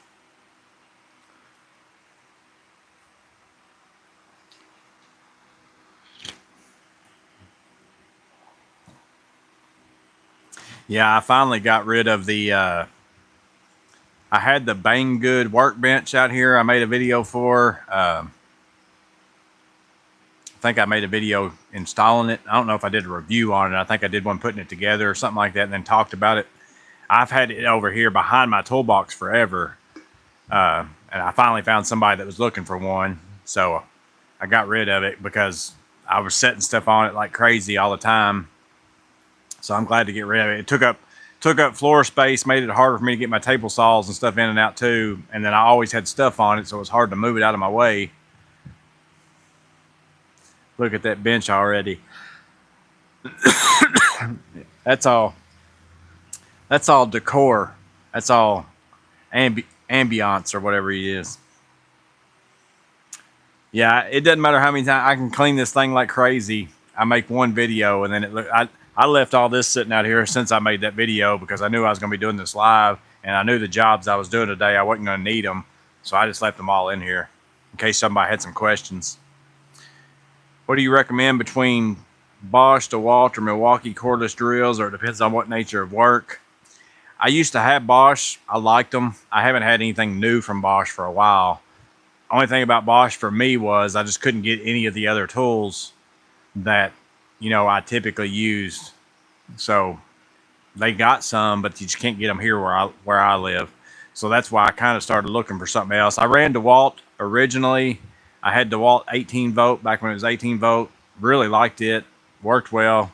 Then they came out with a 20 volt. I was going to start buying new tools, and I just decided I wanted to try something different. That's when I swapped to Bosch.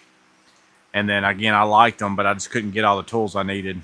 And then once I bought the Milwaukee Surge, the M12 one, I started buying more M12 tools. Then I had the chargers that I bought one M18 tool. I don't remember what it was I bought. I don't remember what my first M18 tool was.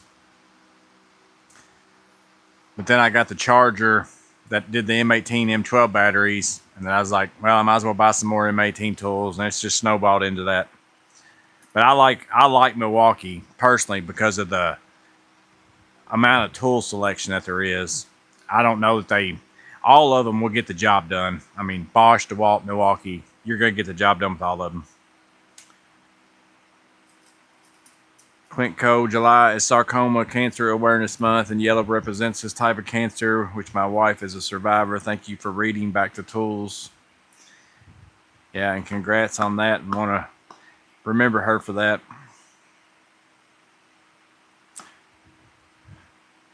Where's the giant wire nut? It's hidden back there behind the connect lid.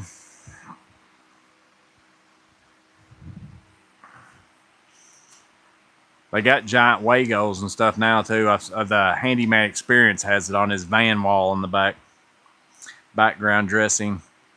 I keep a lot of stuff up there just because sometimes when I'm filming, I think of stuff, and it's just I like to have some of a little bit of everything to grab a hold of. So in case I need a pair of diagonals or I need a pair of something, I like to have it up there. And those are also, this is stuff I grab when I come out here. Again, I don't really work in this space very often for my work. This is more of a staging area, but every now and then I'll fix something of my own, like a tool that's got an issue, or I built, like the other day, I built some like shutter type things in here, just some different stuff. But I don't work in here very often.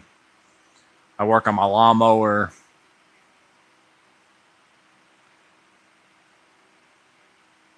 I still don't have an M18 charger or batteries. All I have is those crappy M12 chargers only.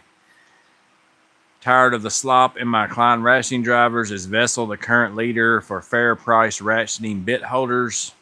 I don't use ratcheting screwdrivers very often, so I'm not the go-to for a ratcheting screwdriver question, because I don't use them enough to say, oh, this one is way better than this one.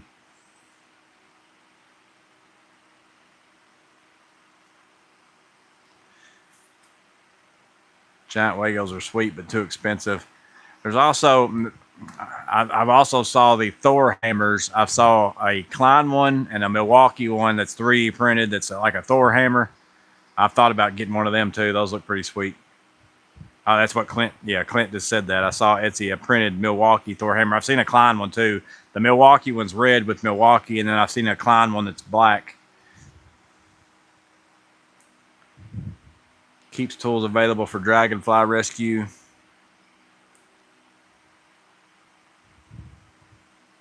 I'd say Vera might be the ratcheting.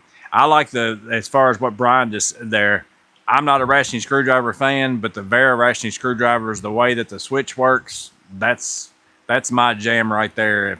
I prefer it the way that theirs is, or at least the new ones, you know, where I turn it clockwise to go clockwise, I turn it counterclockwise. I think maybe PB Swiss is that way. I could be totally wrong on that. I want to say somebody said that. I don't have a PB Swiss ratcheting screwdriver anymore to double check that, but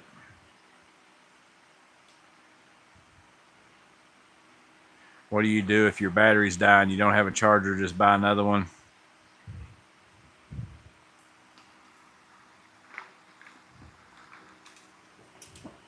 Wacky said me either. Ratcheting screwdriver, and it drives me nuts. See, for most of my work, I think what it is like I'm working in the situations where I would use it. I'm always working in metal boxes, and like the threads, they don't really tighten up until you tighten up all the way that screw. So 9 times out of 10, when I'm sitting there using a ratcheting screwdriver, it's never like catching for the most part. And you're sitting there, it's not turning. So then you got to try to use it manually and then swap back and all that. And that's why I've just never been a fan of them. I get the logic behind them and saving your wrist, but really to me, the best ratcheting screwdriver is a Vessel electric screwdriver is the best ratcheting screwdriver for me. It ratchets phenomenally. You take your thumb and you press up on a button and it just ratchets away and just boom. Don't even have to turn your wrist. You buy a Vessel electric screwdriver and you'll just say ratcheting screwdrivers. Why would you own one? Does the Vessel electric work manually? Well, yeah.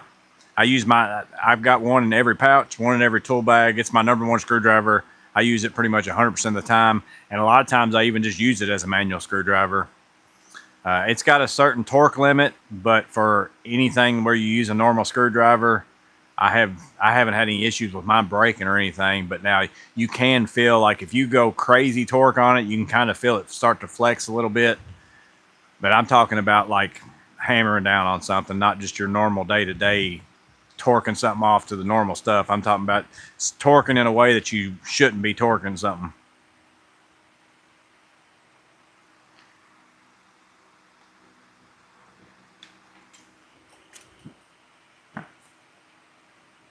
You can spin them in the direction with your finger. Yeah, I use my little Vera ones. I just sit there and use my thumb a lot of times and just sit there and keep spinning it. And the little Vera ones, I didn't think I'd really use them that much, but I keep that one in my SPMC. I get it out. I use it all the time. It's basically my stubby screwdriver.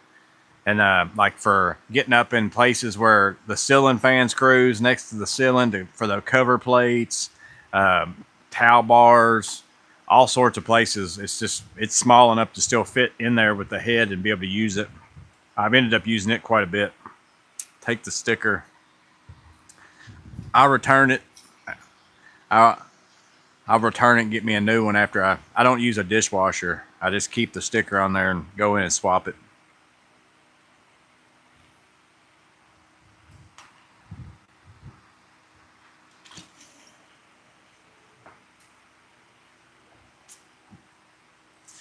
But it's after 8. I'm going to go in and get me something to eat.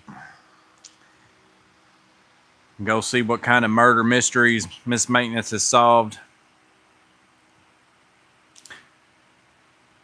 But appreciate y'all being on here. Probably I got to film the guest of trade still, so hopefully I'll be able to do that tomorrow. I may end up just doing one just because of the time framing of it. I've been tied up all this week. So I'll try to get one filmed tomorrow.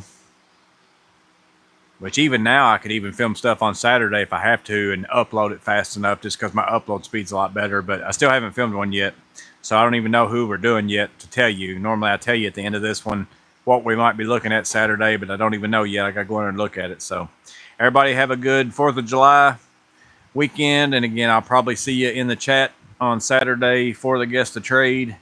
And I've got a couple other things that I might film and get up at some point in time this weekend, but I don't know if I'm going to have time or not because I got some stuff I got to do. But you all have a good rest of your week and a great 4th of July, and we'll see y'all on the next one. Walk of shame.